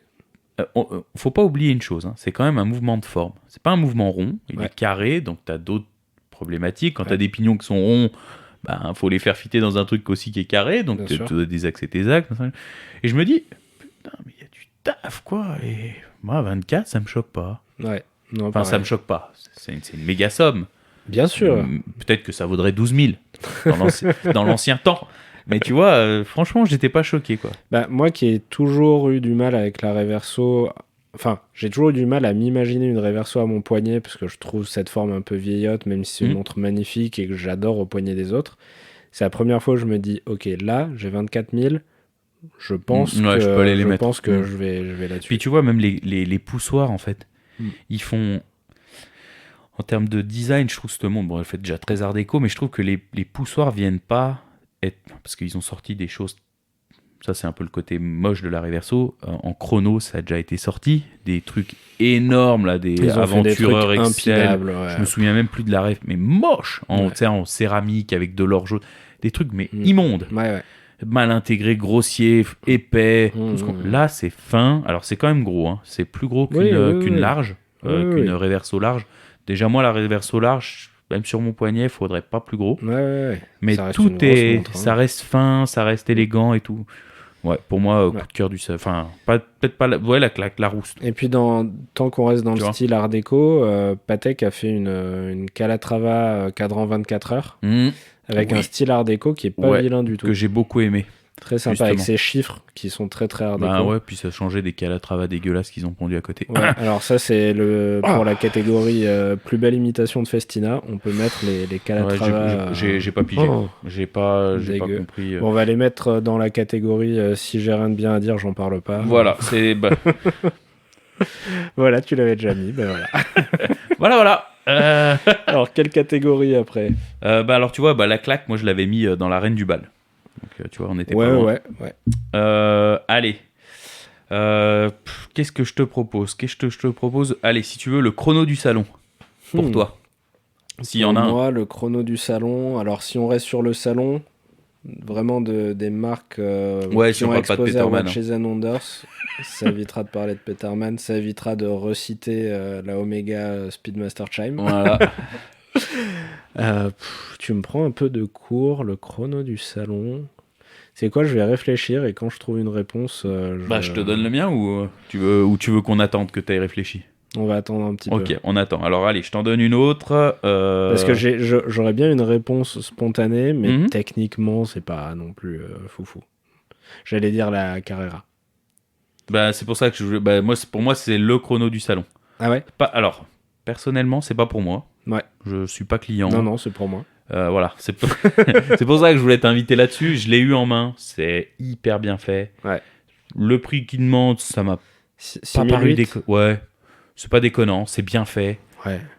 Le cadran arrondi avec le glassbox dessus, ça marche. C'est ça qui fait la diff. C'est ça qui fait avec ce réo, tout ça. Ouais, et pire, le panda brillant sur un cadran un peu mat. Magnifique. Celle-là, ça fait partie des montres que j'attends d'essayer au Japon s'ils en ont des dispos. C'est pas impossible que je revienne avec. Hein. Tu peux y aller. Vraiment, tu vois, pourtant, Dieu sait qu'on est... Enfin, perso, je crois que je suis pas trop tagueilleur, même si une Monaco, j'adorerais en avoir une, parce que j'adore.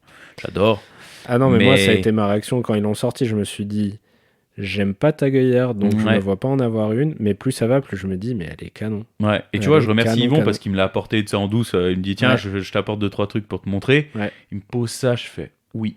Ouf. Ouais. Et pourtant, quand tu me l'as envoyé, je dis la date à midi. Alors voilà, ça c'est le truc où tu dis faut laisser tourner le chrono. Ouais, et puis il y a une justification aussi. Ouais, ce que tu me dis, c'est historique en fait en 66 sur le chrono 45, donc la première Carrera, la date était à midi. Et en fait, la première année, ils l'ont sortie comme ça et ils se sont rendus compte après qu'elle était illisible. Donc, du coup, les mecs, l'année d'après, Ils l'ont shifté au bon endroit. Ouais, pour ceux qui n'ont pas compris, l'aiguille du chrono, elle reste à midi tout le temps quand le chrono n'est pas lancé, donc ça cache le truc. Mais tu vois, quand je l'ai essayé chez Mayer, ça m'a vraiment pas choqué. Non, et puis tu laisses tourner le chrono. Tu l'inclines un tout petit peu, tu la vois la date. Ouais, c'est clair. Et en fait, le reste brille tellement. Ouais. Et surtout, mention, le boîtier est super bien fait. Ok. C'est sharp, le poly, il est vraiment propre. Cool. Vraiment, tu vois, je vois ce prix-là, je dis, c'est pas déconnant. Moi, en tout cas, dans toutes les sorties du salon, les deux où je me suis dit, là, tu me demandes de mettre des sous dans une montre sortie du salon dans le budget que j'ai. Ça pourrait être celle-là. Ça pourrait être celle-là ou la Kermit. Ouais, je suis d'accord avec toi. C'est les deux montres où tu peux te projeter, te dire, c'est un truc auquel je peux accéder. C'est un prix, c'est un budget, mais c'est quelque chose qui est faisable. Ouais, après, les catégories de Peterman Beda, Simon Brett ou des trucs comme ça fait rêver, mais là, tu sais que de toute façon, tu pourras jamais t'offrir même ça. La Reverso 24. Hein, même la Reverso 24. Mais après, la zone grise, qui pour moi est la plus frustrante, c'est des trucs qu'à une époque, tu aurais pu te payer. Ouais. Et que tu peux plus te payer parce que les prix sont devenus débiles, tu vois. Mais Master, hein, typiquement, tu te dis avant, quand Vincent en parlait, la grise avec la petite aiguille bleue turquoise, je crois, ça restait réalisable. Là, aujourd'hui, fini, quoi. Et tout ça, c'est hyper frustrant de se dire, c'est juste au-dessus de ce que je pourrais envisager, alors qu'avant, j'aurais pu l'envisager. Et ça fout les boules. Alors, ouais, et je te rejoins. C'est vrai que c'est frustrant, mais d'un autre côté, je me suis fait la remarque. En sortant de chez Mayer, je crois que quand je t'ai fait le vocal, de 40 et quelques minutes. Non, mais je me suis dit, en fait, c'est cool parce que d'un autre côté, ça va donner la part belle à des petites marques, à d'autres acteurs de venir sur ce terrain-là. Exactement. Typiquement, la Longines Big Eye de Stéphane, le cadre en bleu, la titane. Et en photo, ça me procurait rien. Je l'ai vu en vrai. Ouais. Oui. Et ça vaut une certaine somme. Quoi, 3000, je crois. Mais ça reste encore cohérent. Carrément. Et je me sens pas volé. Ouais. Voilà. Ouais. Et franchement, donc j'aurais dit ça en chrono.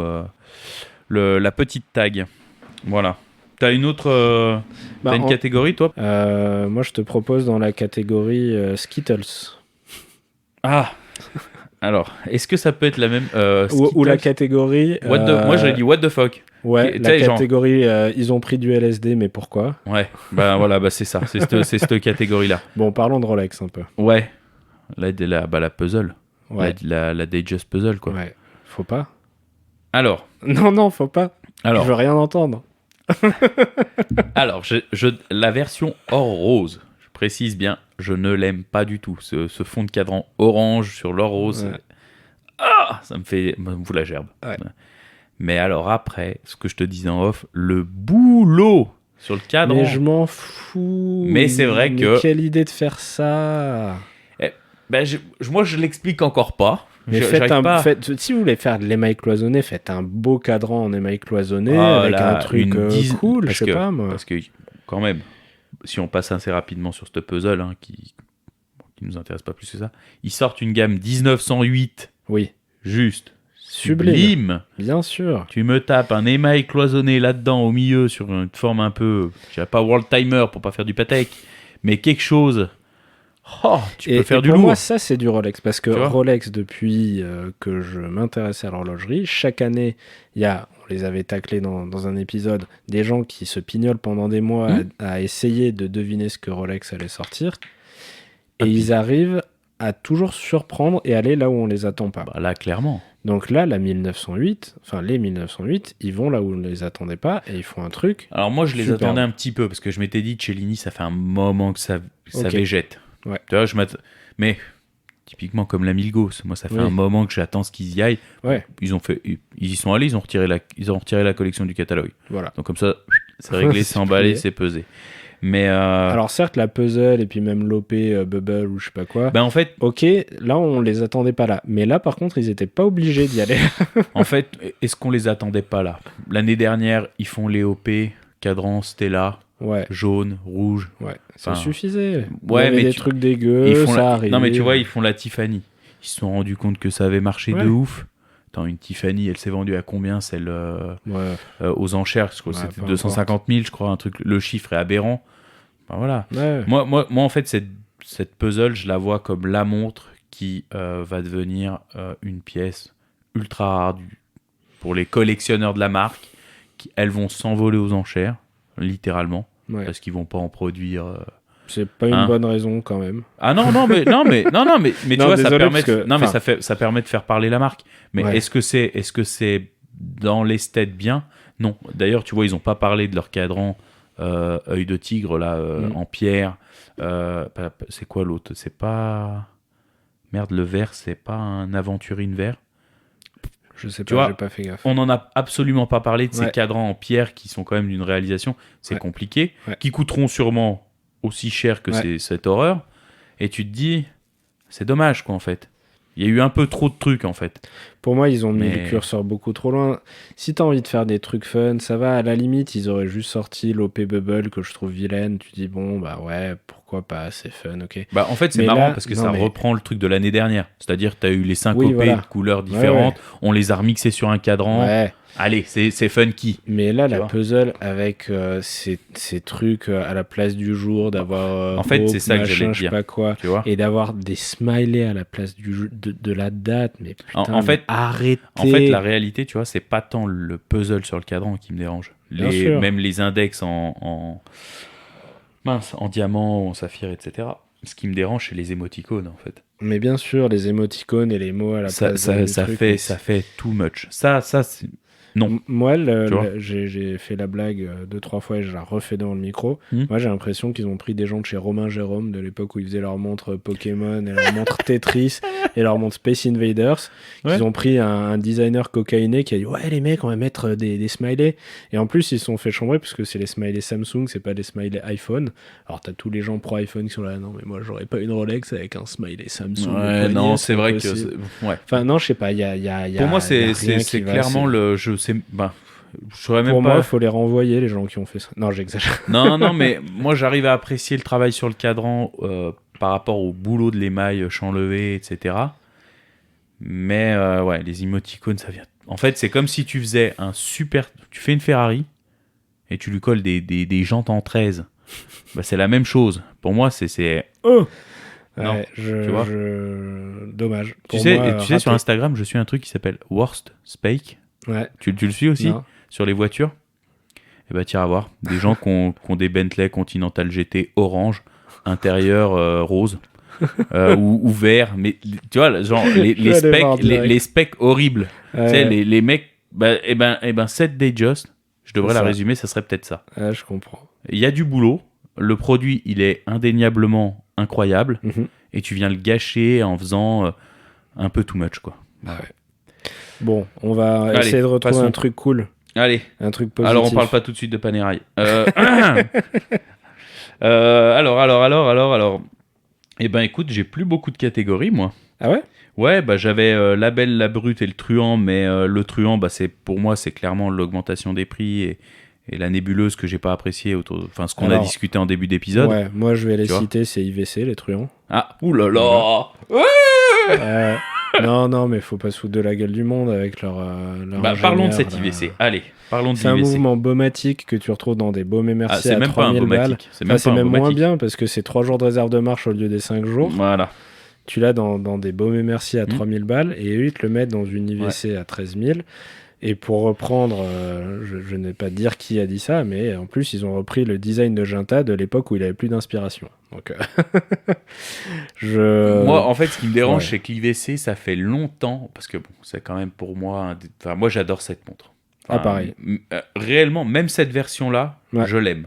Ouais. J'aime tout, j'aime les vis sur la lunette, faut un outil femelle, j'adore. Vraiment, pour moi, je l'ai assez dit sur le groupe, c'est un coup de cœur.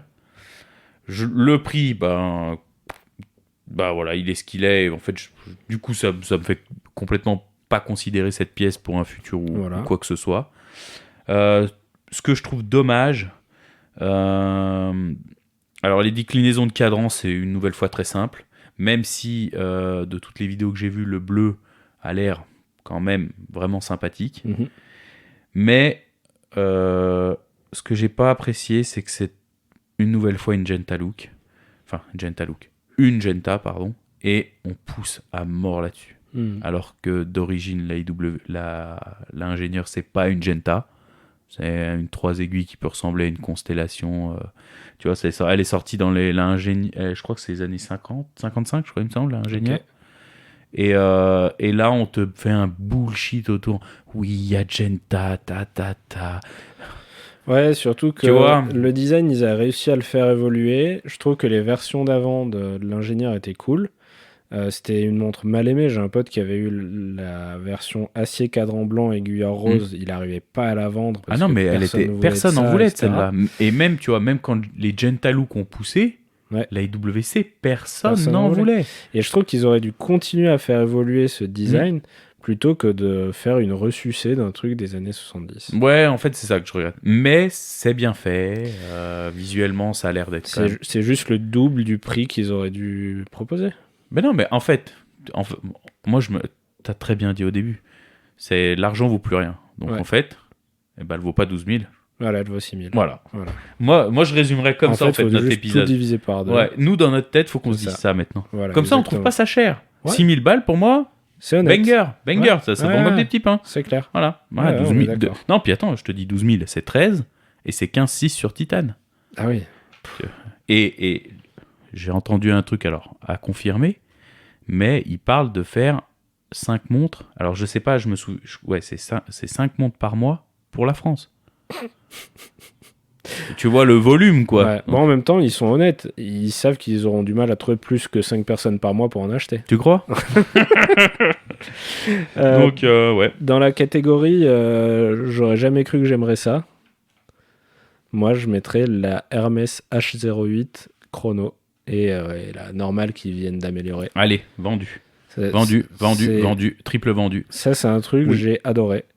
Ouais. Le seul truc qui me fait chier, je comprends pas comment des marques peuvent faire ça. Ça me rend fou. Ouais, il y a un truc qui t'a énervé. C'est que le chrono, ils te le présentent et disent le prix, on verra plus tard. Mais va te faire foutre, le prix, je le veux maintenant. Ouais, mais on verra quand on verra comment la montre est reçue, et en fonction de ça, on verra si on la met à 15 000 ou à 20 000 ou à 30 000. Grosso modo, ça va sortir dans les 15 parce que la version, je crois, céramique titane, elle est à 9,8 en 3 aiguilles. Okay. Donc ouais, ça va être... ouais, c'est monopoussoir, donc ils vont mais tu vois, cette H08, on en a peu parlé. Et tu vois, quand on est allé à Lyon, on en a discuté un petit peu. Alors, Mathias et Edouard n'étaient pas forcément très emballés. Mais moi, c'est une montre que j'aime de plus en plus. Ouais. J'ai eu du mal à comprendre au début sur Femme. Il y en a 2-3 qui l'avaient acheté dans la version acier avec titane DLC noir. Et c'est une montre qui me plaît. Il y a un truc. Il y a un petit. Il y a un léger twist. Bon, après, Hermès, ça, on en parlera peut-être un jour si on fait les montres, les marques dont on n'attend pas l'horlogerie. Ouais. Pour moi, ça en fait partie. Grave. Comme Chanel, comme d'autres. Et cette montre-là, je sais pas pourquoi, elle me titille.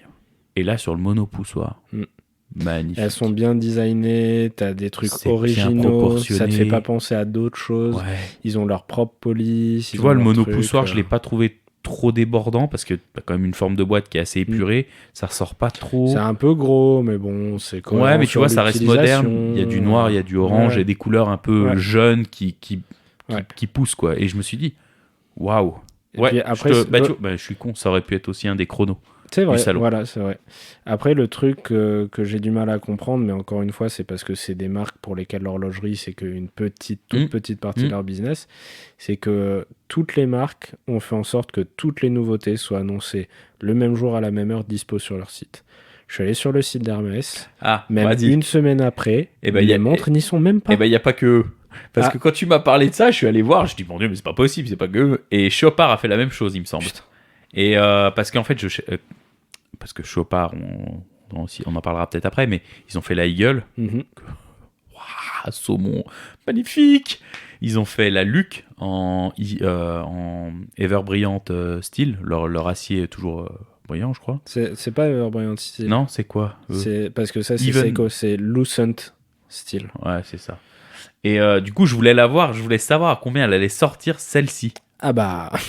Impossible de la trouver sur le site. Ouais.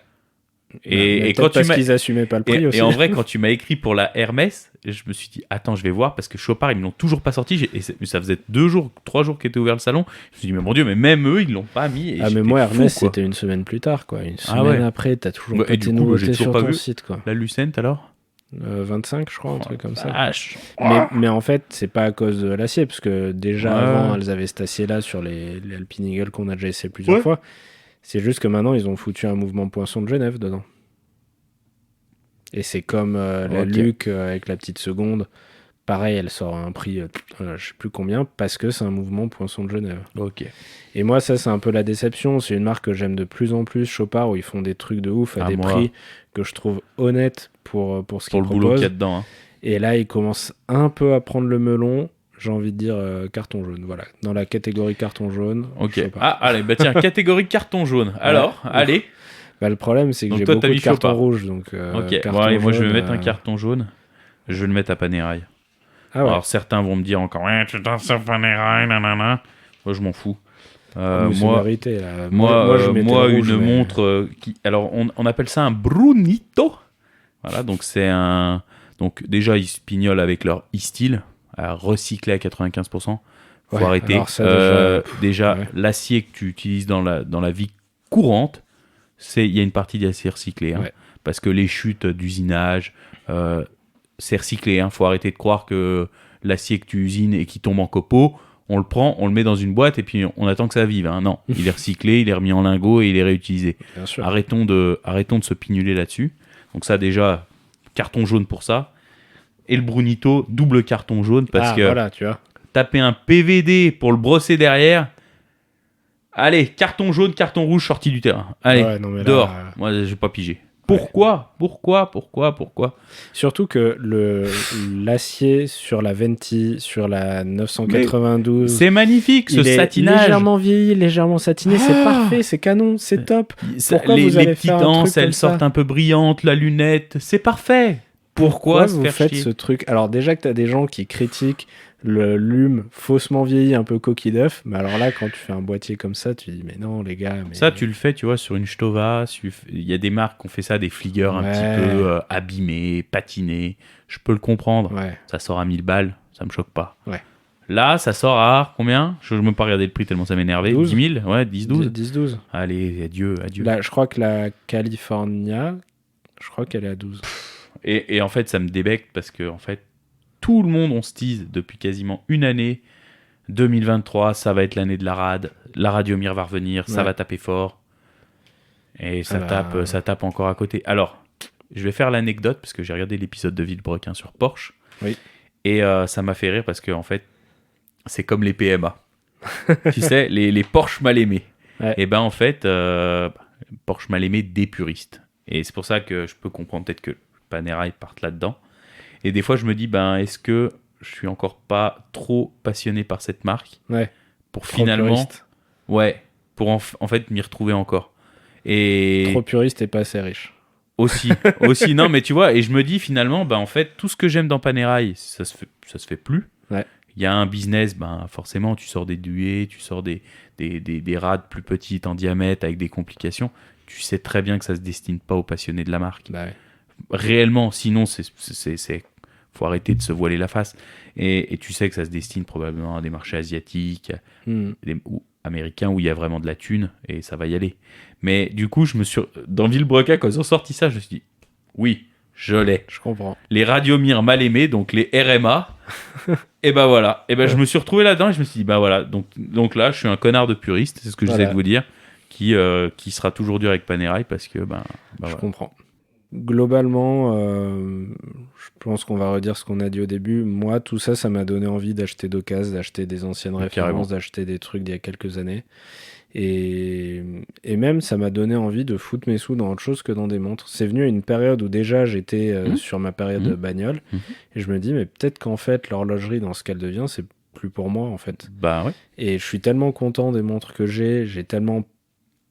J'ai plein de trucs qui me font envie, mais d'envie au point d'acheter, j'en ai plus tant que ça parce que je suis très satisfait de ce que j'ai. Est-ce qu'il serait pas temps de tourner la page et de foutre mes sous dans autre chose, tu vois? Moi, je te rejoins. Et de me dire qu'un salon horloger me provoque cette sensation, ça me fait un peu quand même de la peine, tu vois, de me dire, y a peut-être vraiment une page qui se tourne, quoi. Moi, je vais te donner le parfait exemple. J'ai acheté la BR une semaine avant les Watches. Je me suis dit, putain, s'il y a un truc au Watches and Wonders qui sort, je suis deg. Et en fait, réaction, eh ben, je suis bien content d'avoir acheté ma BR. Eh ben, c'est ça. Et le pire, c'est que je trouve que je l'ai eu à un prix qui est plus que correct. Et en finalité, je me dis, j'ai quand même eu un boîtier céramique à 2000 balles. C'est pas déconnant, quoi. Avec un vrai style, une vraie histoire, une vraie... peu importe ce que disent les aficionados de l'horlogerie sur Bell & Ross. Mais disons que, je suis pas déçu. Et comme tu dis, en fait, ça me donne envie. Quand tu te dis une 3 aiguilles à 13 patates, ou une yacht en titane, 13 000, je me paie un vélo, tu te payes une MX5, tu te paies... moi, je me paie ma collection plus mes vélos. Ouais, c'est fou. Tu te dis, ça fait un beau coup de monde sous la passion, quoi. Moi, l'avantage, c'est que je pense qu'en tant que passionné, on a tous le fameux FOMO, comme ils disent les Américains, Fear of Missing Out, donc la peur de se dire mais si j'achète ça maintenant et qu'il y a un truc qui ressort juste après, carrément. Ce que tu viens de dire, on a toujours ça, de se dire là avec la Seamaster Diver 300 mètres, je me disais ça, je me disais mais si j'en achète une maintenant et que dans 2 mois Omega ils annoncent une nouvelle version qui est encore plus cool, peut-être que je devrais attendre leurs annonces, moi j'ai envie de te dire achète-la maintenant, parce que les prix ils vont subir des redressements.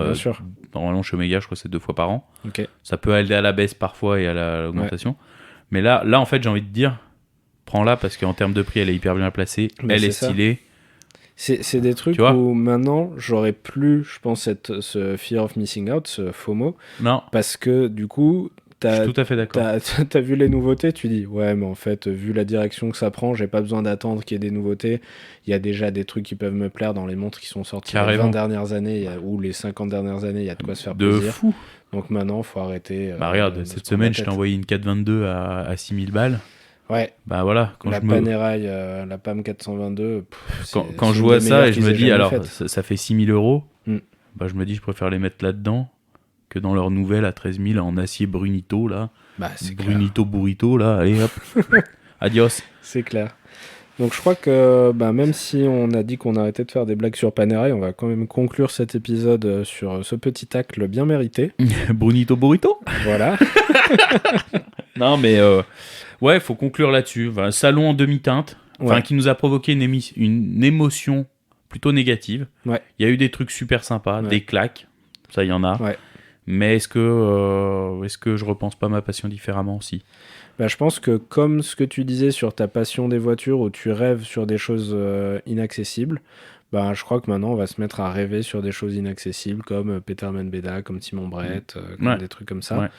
Et se satisfaire de ce qu'on a. Et puis je te dis, même découvrir des mondes, tu vois, Awake, d'autres petites marques, des micros. Tu vois, je veux dire, aujourd'hui, t'achètes une Sartori, parce qu'il a sorti aussi son Sartori Billard à 8-9 000, la full custom, là, qu'on aime bien, la SB05, je crois que c'est. Moi, je préfère presque aller là-dedans, en fait. C'est que t'as quelque chose de... Alors, effectivement, en termes de revente, tu oublies, parce que c'est plus compliqué, et encore que... en fonction du marché, encore que. Mais je me dis, autant les mettre là-dedans. Je prends du plaisir. T'as un truc où t'as un vrai supplément d'âme. Pourquoi pas. C'est ça. Donc au final, comme tu l'as très bien dit juste avant, je crois que ça fait évoluer notre passion.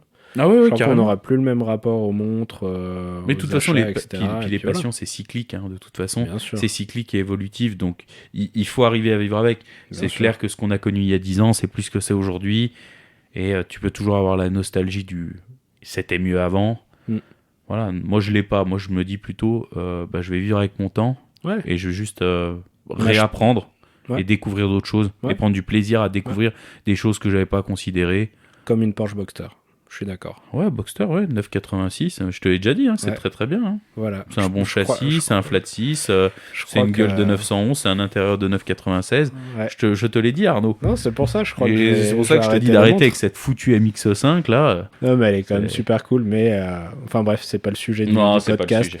Mais vraiment, moi, je me suis dit, je crois que c'est pas maintenant... le sujet. Ce sera peut-être les prochains sujets. En fait, on va peut-être arrêter les podcasts sur l'horlogerie. C'est ça, on va peut-être passer au bagnole. Non, mais je crois que vraiment. Moi, je vais conclure avec ça. Ce salon m'a donné envie de mettre mes sous dans autre chose que dans des montres. Ouais, je suis d'accord avec toi. C'est triste. Mais c'est la vie. Oh, c'est pas grave. C'est la vie, c'est pas grave. On va mettre nos sous dans un studio d'enregistrement pour notre podcast. Non, mais il y a des choses plus graves en vrai, donc c'est pas grave. Ouais, non, mais c'est clair. Ainsi va la vie. Allez. Mais le podcast va continuer. Oui, bah, le podcast, on va reprendre. Ouais. C'est clair. Allez. On a plein de choses sous le coude. On n'a pas fini de tacler Panerai. Allez, à tout bientôt. Allez, ciao. Ciao.